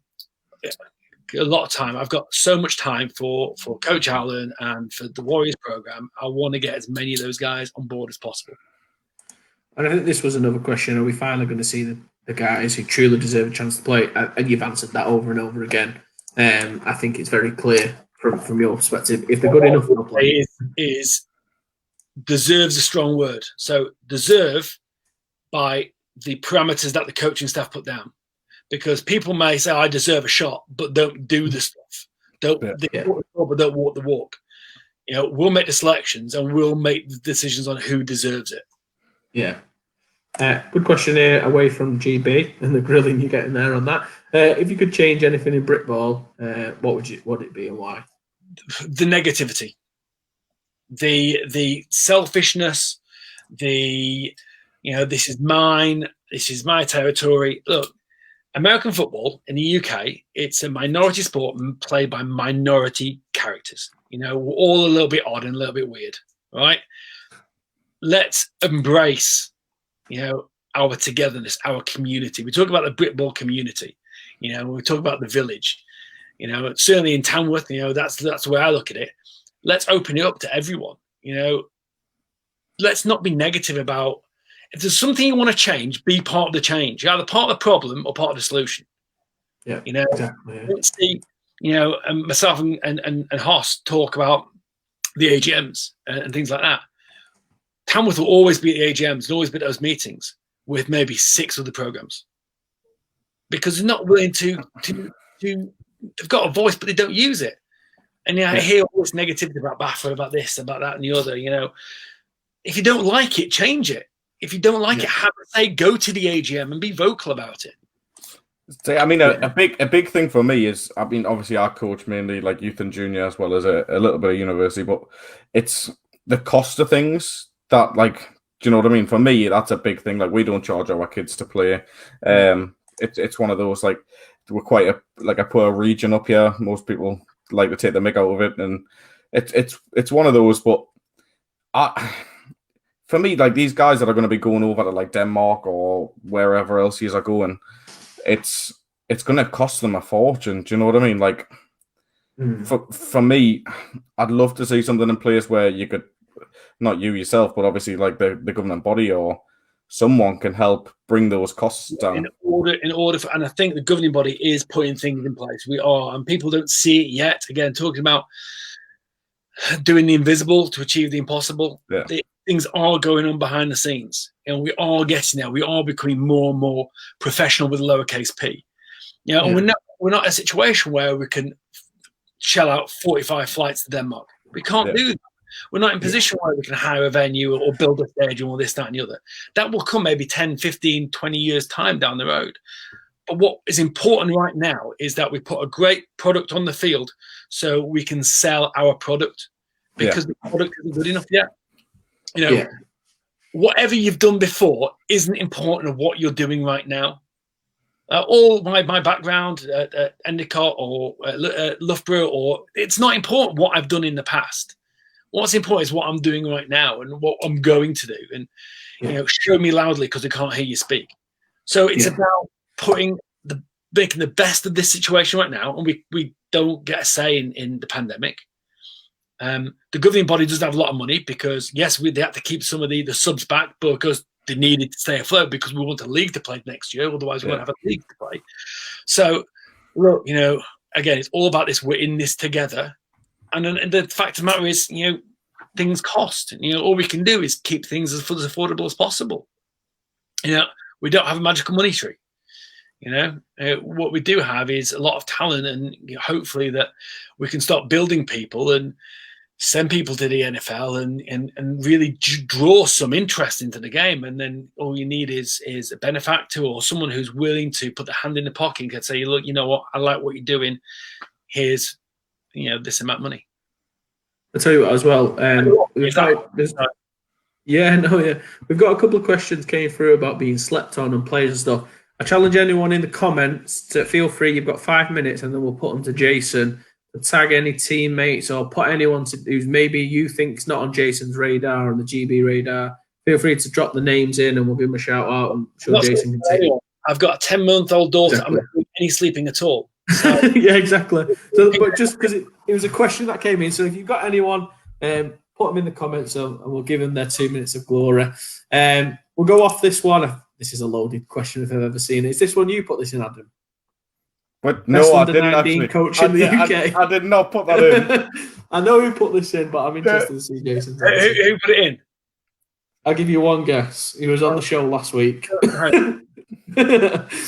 Yeah. He likes to wear blue.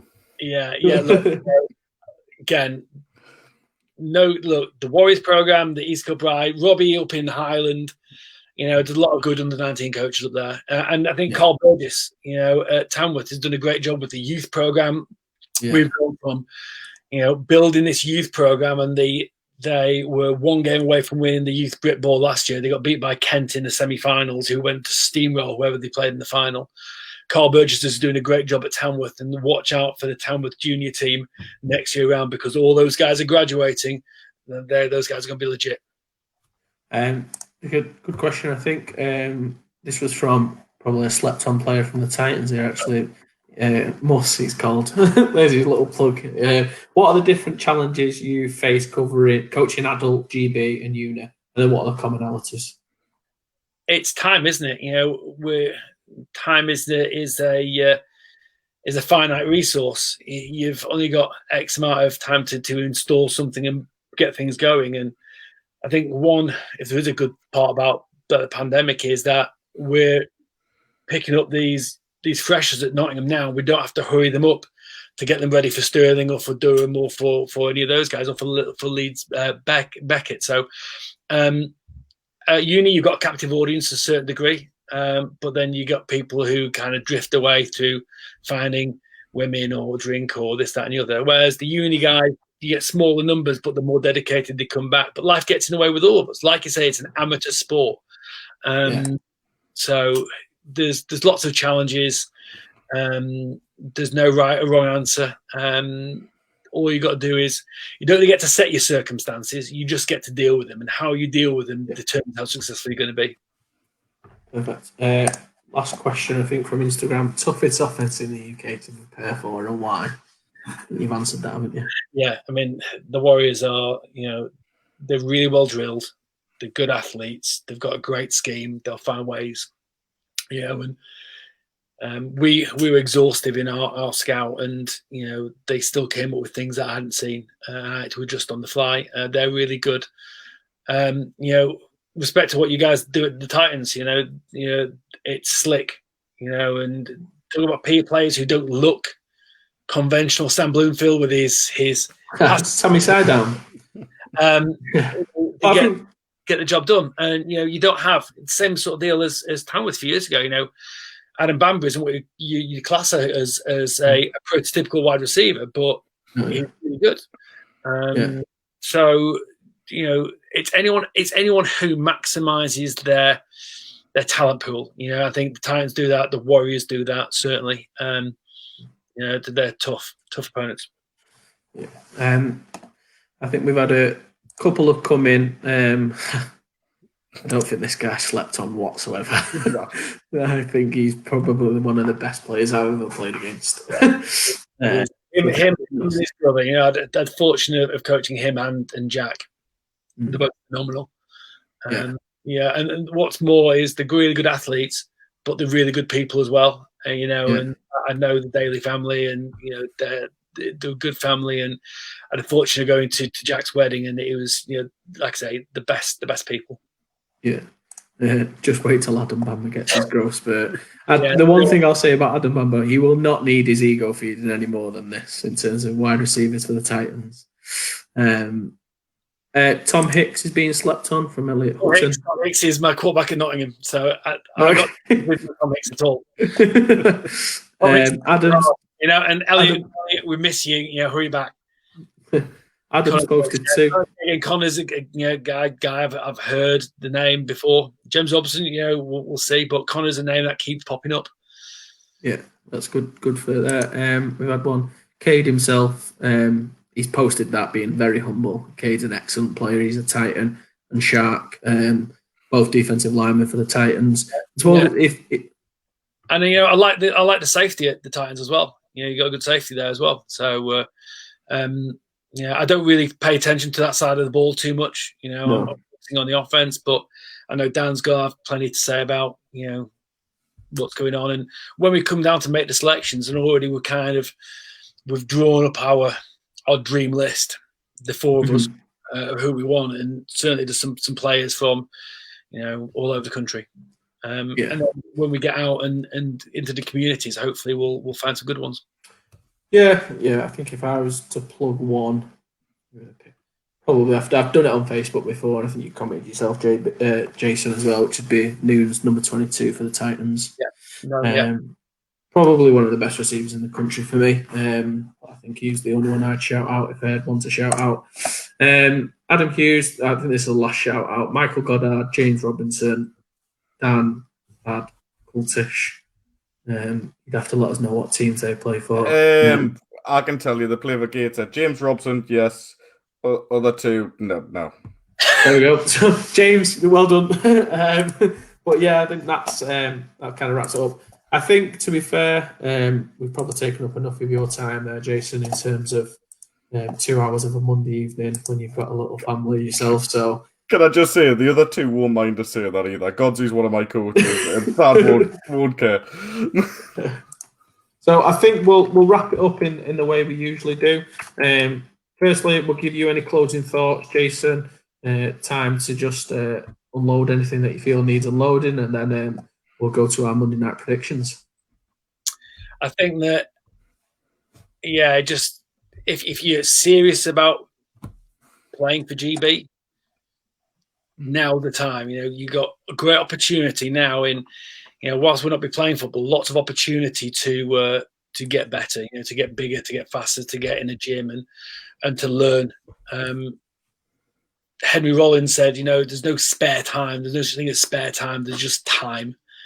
How you spend that time is important. So read, watch tape, get better, aspire to be the best version of you that you can be, and ask yourself every single day, does it make the boat go faster? I'm telling you, that's got to be the hashtag. That's the closing thought, isn't it?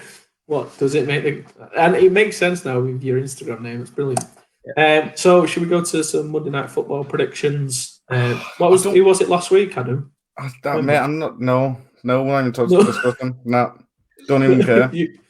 Whoever Adam backs will probably lose. So we've got a Monday and a Tuesday night game. You've got to remember, right? Last week we had comments coming in as well, guessing the score, and my quarterback at under 16s level got it spot on. And I haven't heard the end of it since. Did you see that, coach? Did you? No, mate. Can't remember what you said. Can't remember, mate. You're wrong.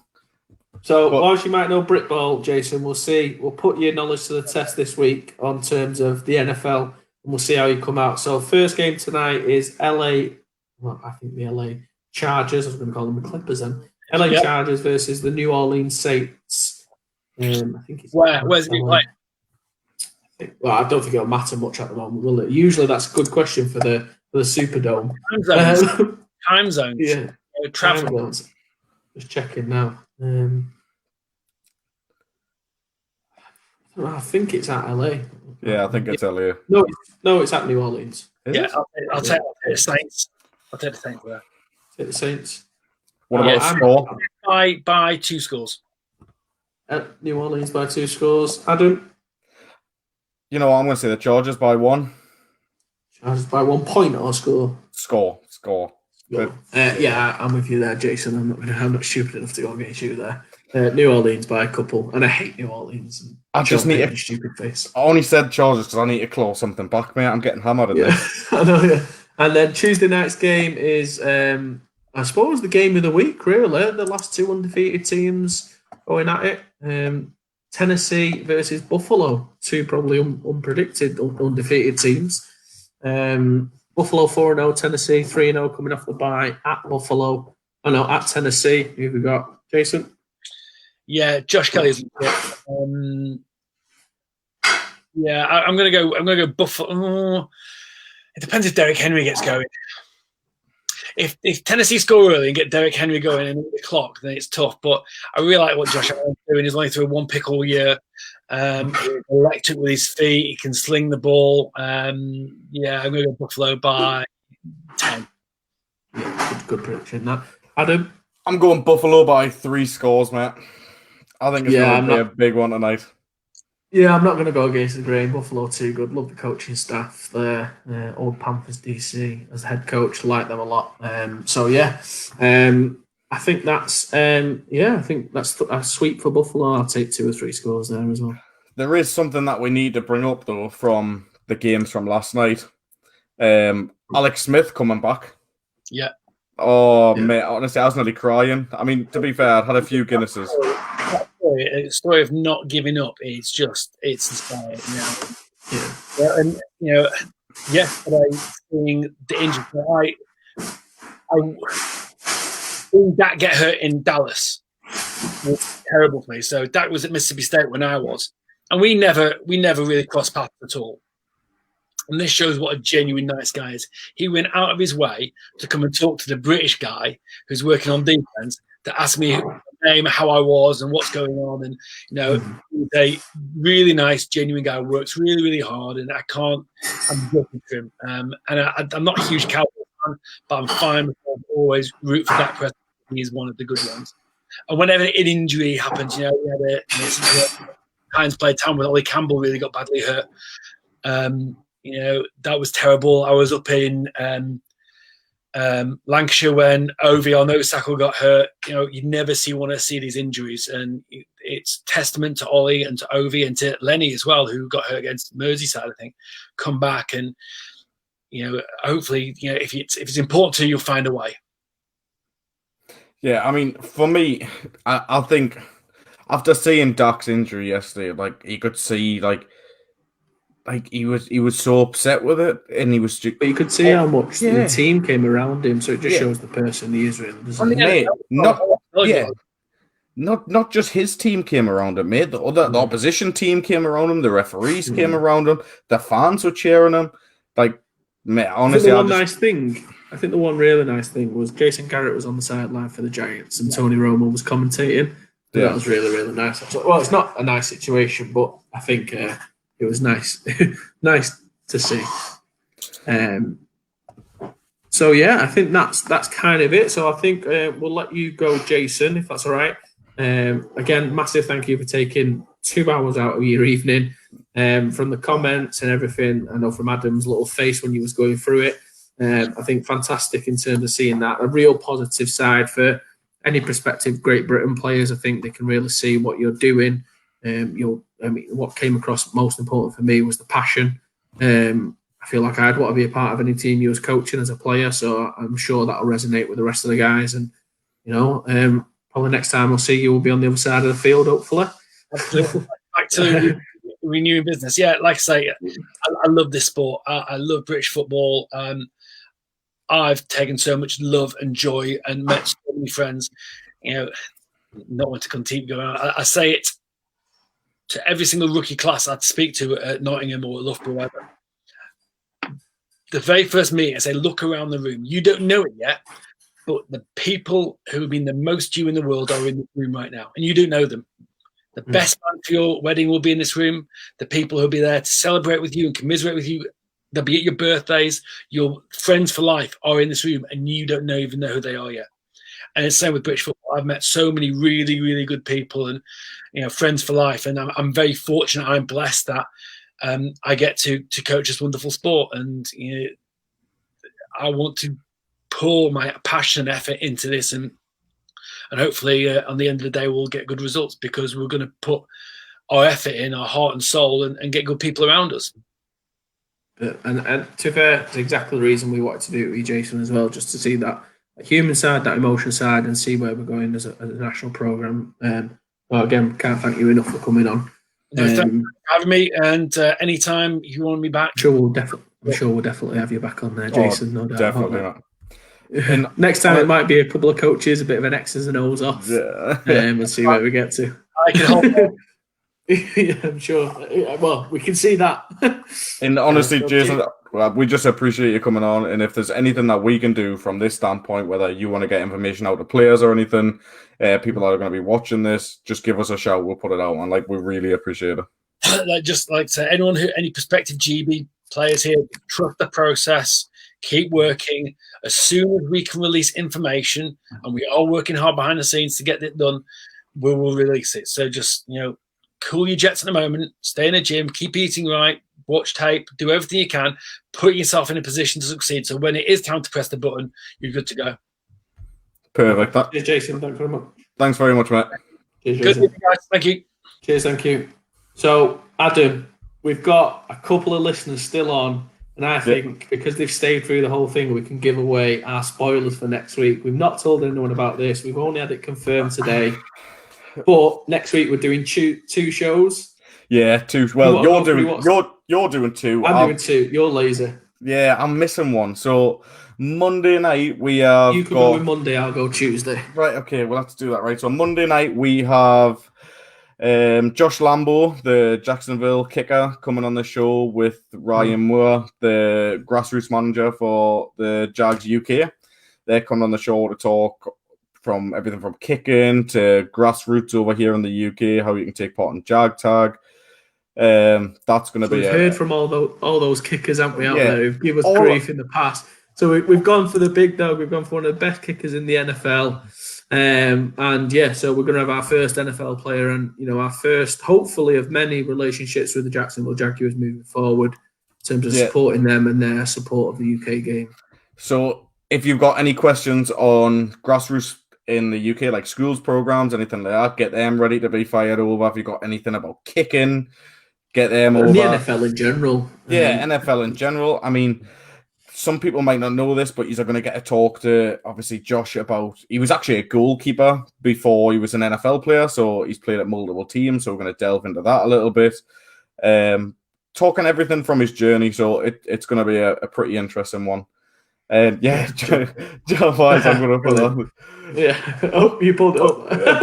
I got it. Punters are people too. Yeah, I mean, punters, place kickers. Yeah, we are going to delve. I mean, that's going to be my question to Josh. Is going to be quite simple. Why do you not do both? Yeah, as simple as that. Yeah. Save a roster spot. Yeah. We need an extra QB these days. So that'll be good. It's going to be quite an interesting show. Like, we're going to delve into like lots of different paths and avenues of things. So it is going to be quite a good show. But I'll let you introduce for Tuesday. Yeah, and it's all part of our ambition, isn't it? Really, which is bringing Britball to America in a sense. So when we got these guys on, we're going to be talking about Britball. It's never going to be forgotten, no matter if we get bloody Peyton Manning on for whatever it may be. It's always about our commitment to helping Britball grow. And that's why we do this, and we're trying to bring on great guests. We're no experts, but hopefully we can bring on people who are good enough experts, i.e. Jason tonight, who's bedazzled and bewildered us all tonight in terms of his X and O's, his scout and all that kind of stuff. So we're just going to kind of bring on the experts and that kind of thing. The other one we're bringing on Tuesday night, which is another Northern lad, and it's going to be Vernon Kay from, obviously, formerly the London Warriors. As you know, he's agreed to come on to the show. But Adam can't be there, so we're going to bring back one of our guests from a previous show to host with us. I might try and make a little guest appearance from training, so you can see a COVID training session if he's one. Yeah, potentially, yeah. We'll see how your connection is up in Sunderland when you've not got Wi-Fi. Right next to the building, mate. Wi-Fi is golden. So it's 2 shows next week, Monday, Tuesday. Monday, NFL kicker Josh Lambo, plus NFL grassroots coordinator over there. And then on the Tuesday, we're going, Vernon Kay is going to come on and talk about his experiences in Britball. And obviously, Vernon's got the same idea as us in terms of wanting to widen the Britball game and moving that forward. So we're going to hopefully get 2 different standpoints next week. And then, we'll see where we go from there. I think we've got pretty much an excellent schedule right up until Christmas now. One of the things we forgot to ask Jason is the episode we've got coming up in a couple of weeks about that North v South game. Which, we'll leave that. We can put that to him, yeah. We'll definitely put that to him another time. Yeah. But honestly, guys, thanks very much, guys, for tuning in. If possible, if you haven't already, give the stream a like. If you can give it a share, also, it'll be massively appreciated. Hopefully, if you guys want us to do like specific shows on things, just drop a comment, send us a message on Instagram, Twitter, whatever you want to do. Fire them over, and we'll do our best to facilitate everything. Yeah, and again, any recommendations for guests or anything like that. And the last final bit of good news, we've actually, I think as of today, secured our first sponsor for the show, our main sponsor. So what that means for you guys, obviously we're going to start doing merch, giving away free merchandise and do some prize and giveaways. That give a little bit of an insight who to our main sponsor might be, but we'll come back to that next week, I think, when that's all secured. So again, everything we can do to grow the sport in the right way. So again, thanks everyone for listening, and we'll see you next week with our NFL kicker. Brilliant, guys. Take care. Thank you. Thanks very much, guys. See you later.